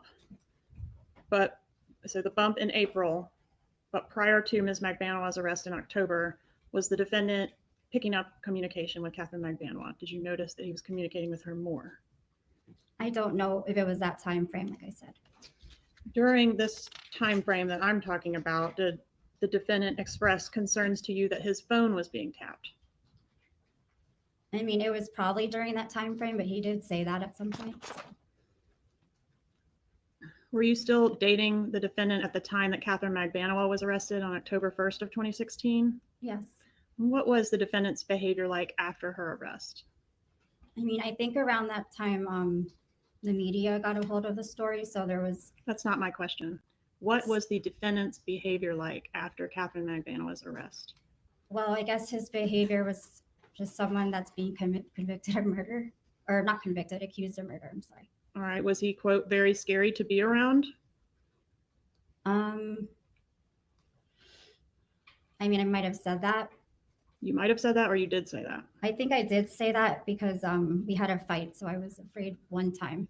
Was he, quote, just like angry and different? I guess he was, yeah. Was he violent, agitated, and short-fused during that time frame? I believe so. Did he have trouble sleeping or being alone? Didn't want to be home? Do you recall saying that? Yes. When the case came up, did everything just tick him off? Yes. Did he start getting really red and screaming and take random walks, like just acting like a crazy person? Yes, yeah. Did he get a second phone around this time frame and possibly even a third phone? I saw one other phone. I don't know about a third. So. Did he start communicating with you via the WhatsApp application? He did. He started that because he was also out of the country once, so we started using it then. Did he sleep with a gun at night in that time frame specifically? So when you say sleep, do you mean like physically in the bed or? You tell me. So where was the gun? He had guns because he had his carry license. So he had a few at different places. So in his bedroom. But He slept where he specifically slept. in this time frame, did he change his habits in reference to the gun? No, So not he that didn't. I know of. Okay, so he didn't begin sleeping with a gun under his pillow or near his bed where he hadn't before. Not sleeping with it. Like it was in the room though, so I don't know. All right. Was where. he super stressed and very affected by the arrest of Catherine McDaniel? Yes. But not super stressed and very affected from what you observed by the death of Daniel Markel, was he? I have no idea about that. Well, you said he wasn't Where is that? in the interview that we just reviewed. I mean, where what you line said, is it?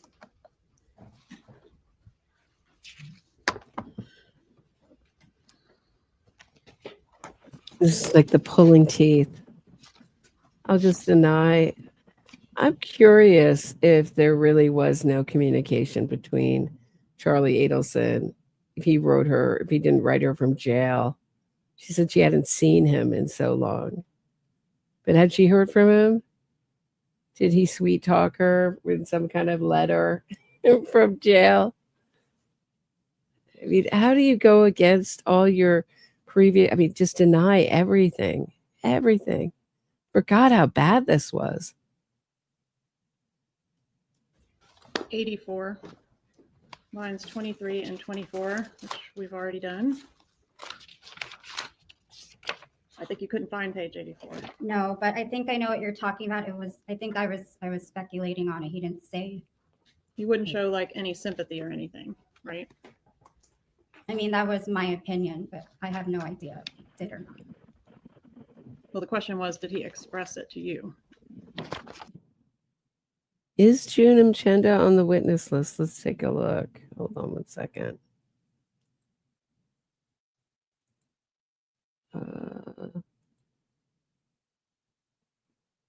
Let me pull it up so I can states amended witness list.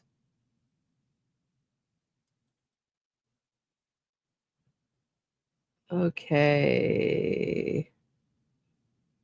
Yeah, she is number 56 near the bottom there. Yep. Yep, she's on the witness list. I hope we don't have to go through this again. I'm hoping we won't, since Charlie Adelson. Make sure he's not in the building when she gives this testimony. Okay.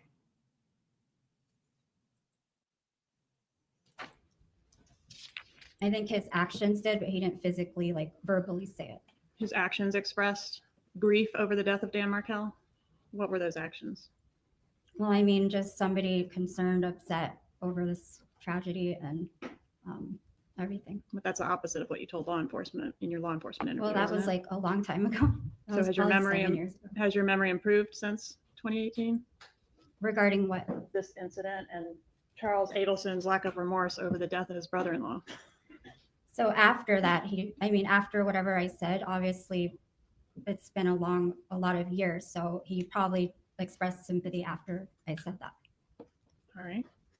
What about his mother, Donna Adelson? Did you know her? He probably expressed. How was she holding? He probably expressed sympathy, like maybe when I wasn't around. Maybe then he got like really curious about who made Dan Markel go bye-bye. He just all the minimizing language and the halted language and the yeah, she might be reminded. This is why we need to prosecute perjury more often. I mean, she could just argue and say she had a bad memory. But it's not that she's just saying she doesn't remember. She's saying in fact, that the transcript is wrong, that she remembers the exact opposite. He probably felt really sad when she wasn't around. It together during this time frame where the bump was occurring, after the bump occurred. I think she was also stressed out. Did you observe her to be crying or appear as if she had been crying? I've seen her like that before, yes. Did she tell you she was on painkillers for stress? She may have, I'm not sure. Did you notice that? That's interesting. So do you guys think she was on painkillers when she Do you think she had to withdraw? I mean, was she on a cocktail of, looked like Xanax to me when she got arrested, Donna. But do you think she was still on those painkillers? When she must have had a nasty withdrawal. She continued it for years and years and years. I don't know who was writing her the prescriptions. Charlie Adelson seemed to have no problem writing people prescriptions. I don't know about it. People in his family. He certainly wrote them for Katie when she asked. Donna Adelson was really involved with her grandchildren. I believe she was. And was that Wendy's kids? Yes. Specifically?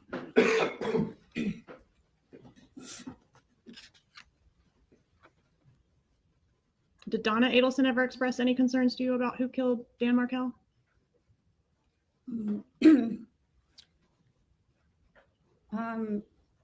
No. Did you say to law enforcement that the Adelsons weren't ever curious, like who really killed him? They weren't upset about it, it seemed like. Did you say that? I might have said it. Page 50, lines 19 through 23.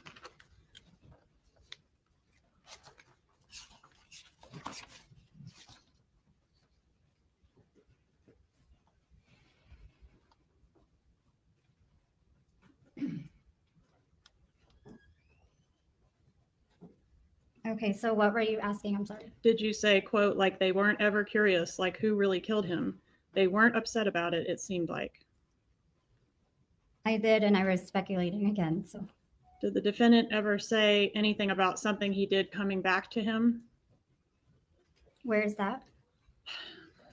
Why don't you answer the question first? Wait, what was, you said something coming back to him? What do you mean? Yes, ma'am. I mean, did the defendant ever tell you about something bad he did coming back to him?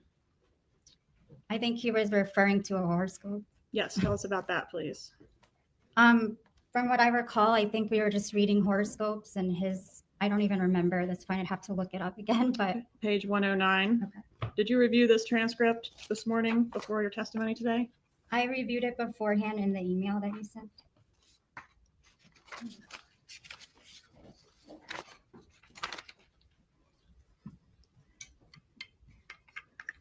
So which line was it?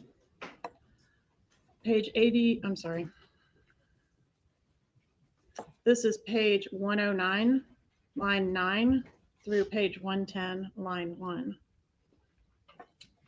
And the question is, did you say that the horoscope was something about something you did in the past will come back and take a big toll on your life? And he said, quote, "Isn't that so true? Wow, that's on point," or something. Yes.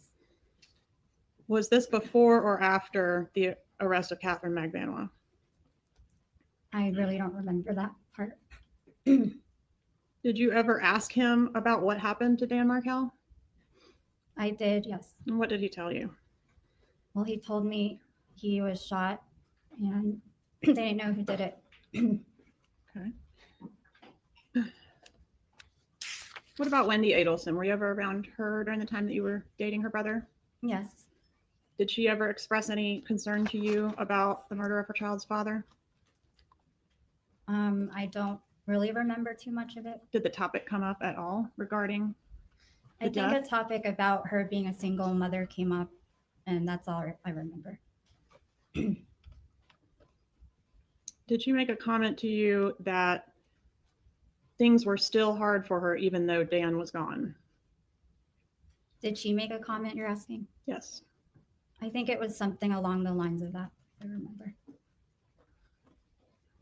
And did at some point Charlie Adelson tell you that he and Wendy were actually fighting about this case?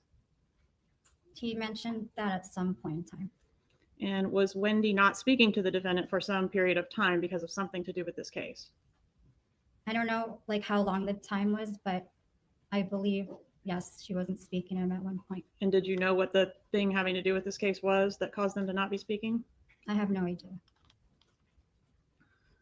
During the time that you were dating Charlie Adelson, I think you said you would stay over there at the house in Will Harbor. Was that every night or most every night?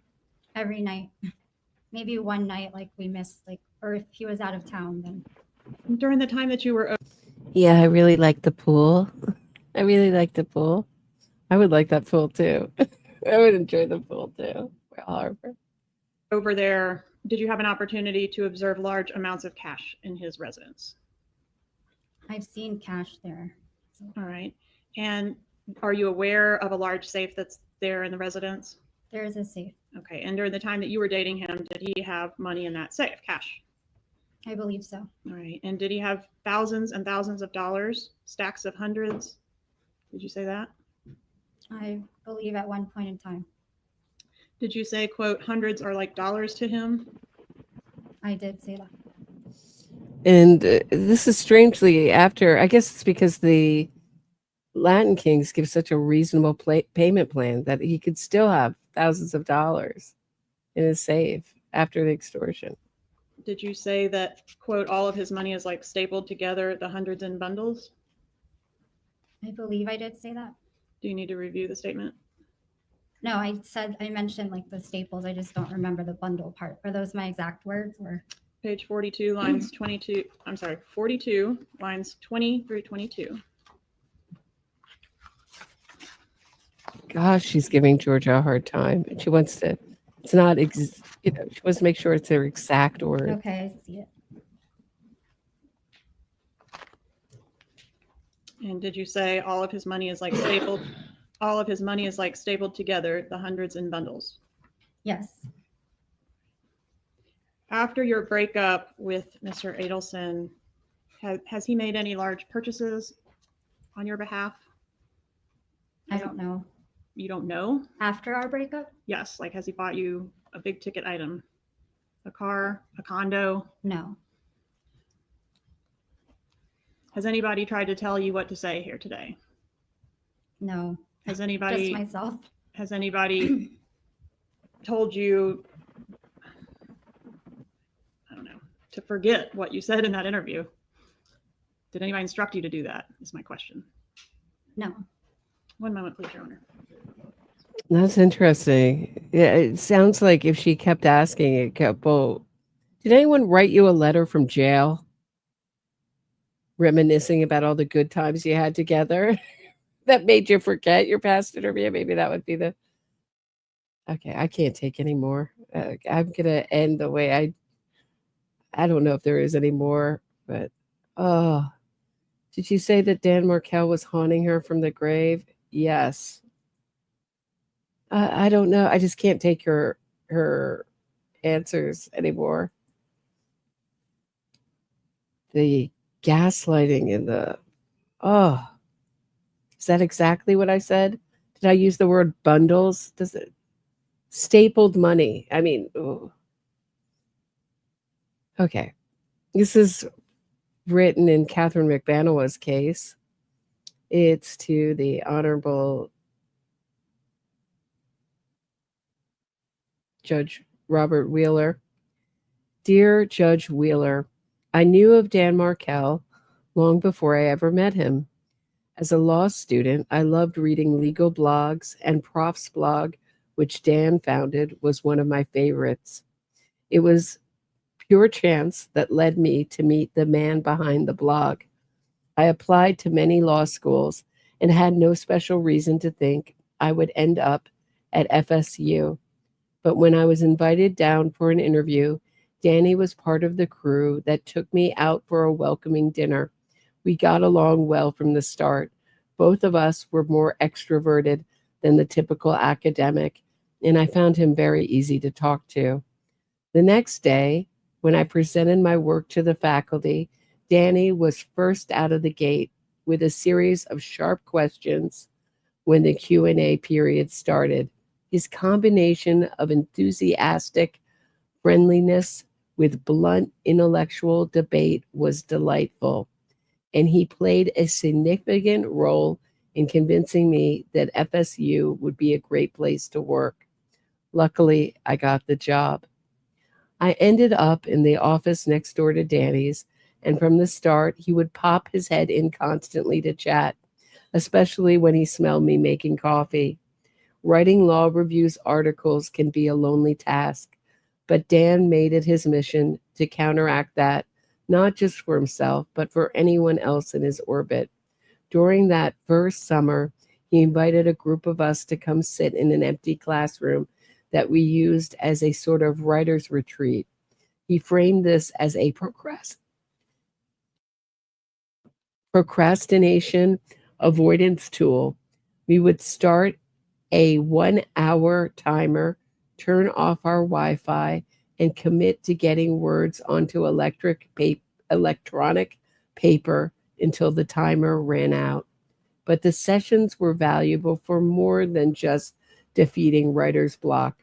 During break, Dan and I would chat about everything from our personal histories to his suggestions for how to flourish in academia. Dan and I hung out regularly after that, both during and after work. 1 year into our friendship, he left for one of his many trips to present his work at another university. He came back to discover that his wife, Wendy, had stripped the house bare, taken their sons to an unknown location, and left divorce papers behind. To hear him tell it, her actions came as a total shock. He was powerfully anguished to not know where his children were or when he would get to see them again. Now, for the first time, I found myself trying to return the favor for all the support Dan had given me in my first year in Florida.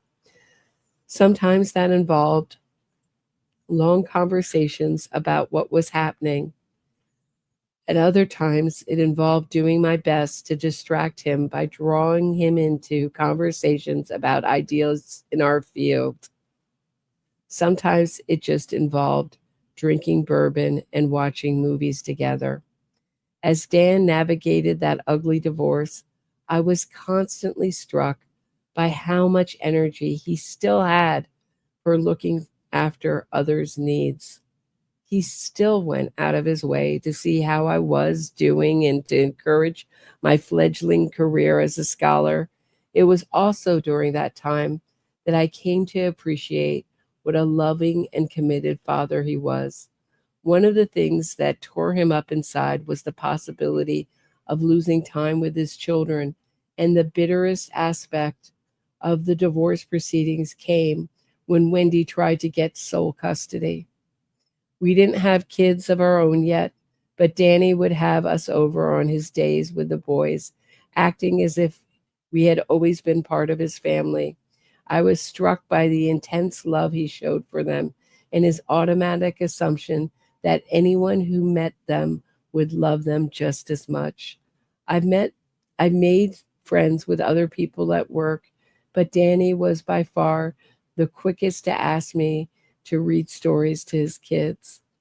Many of my favorite memories of Dan came from his last year of life. I remember his nervousness about the prospect of trying to find someone new after his previous relationship had ended so badly, and then the way he slowly seemed to come alive again as he found a new girlfriend. I remember his excitement about a new paper he was working on, in which he was exploring whether the modern resurgence of discretionary sentencing had undermined fundamental principles of equality and justice in the criminal process. I had a heart attack that year, and I remember how he showered us with company and food as I was recovering, refusing to take no for an answer. I remember the last time we talked, laughing over beers on a warm summer evening as we chatted about work, kids, relationships, and many other things. I also remember the last time I saw him alive. I learned that Danny had been shot in the head on a Friday evening, and I rushed with my wife to the hospital. A friend told us that he was not expected to recover. His head was so thoroughly wrapped in bandages that his face was completely hidden. With just a bit of his hair poking out from the side, I held his hand and I wept for my friend. I could not understand how someone could take him from this world, from his friends, and most of all, from his children. Danny devoted his professional life to trying to understand the concept of justice. To the very bottom of my heart, I hope that his killers receive that justice. Emily Spotswood.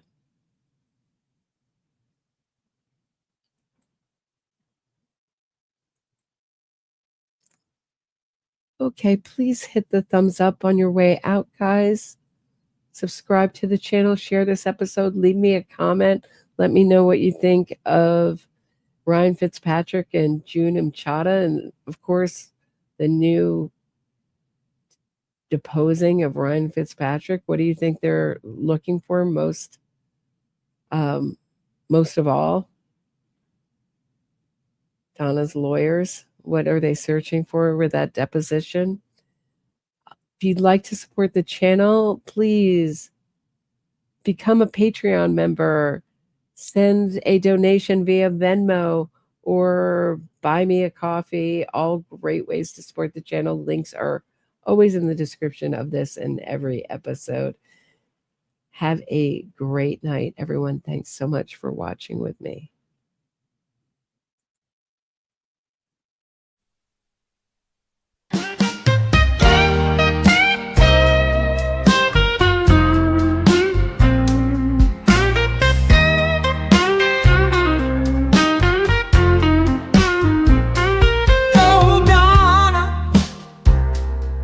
What a stitch you're in.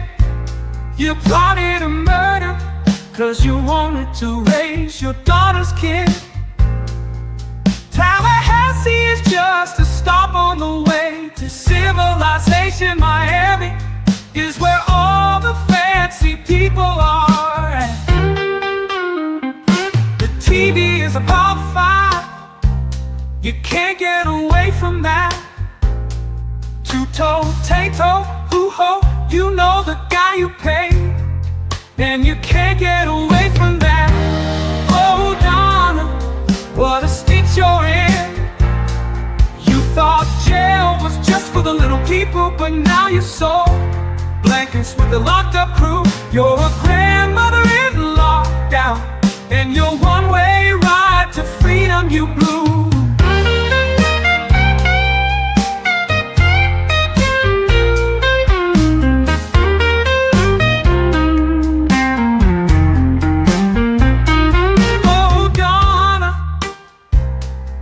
What a stitch you're in. Your family are exiled from the social circles you swam in. We all know you never made that banana bread or offered to babysit for Dan, but you'll soon be making license plates and thinking about what could have been. Oh, Donna, you had to plan a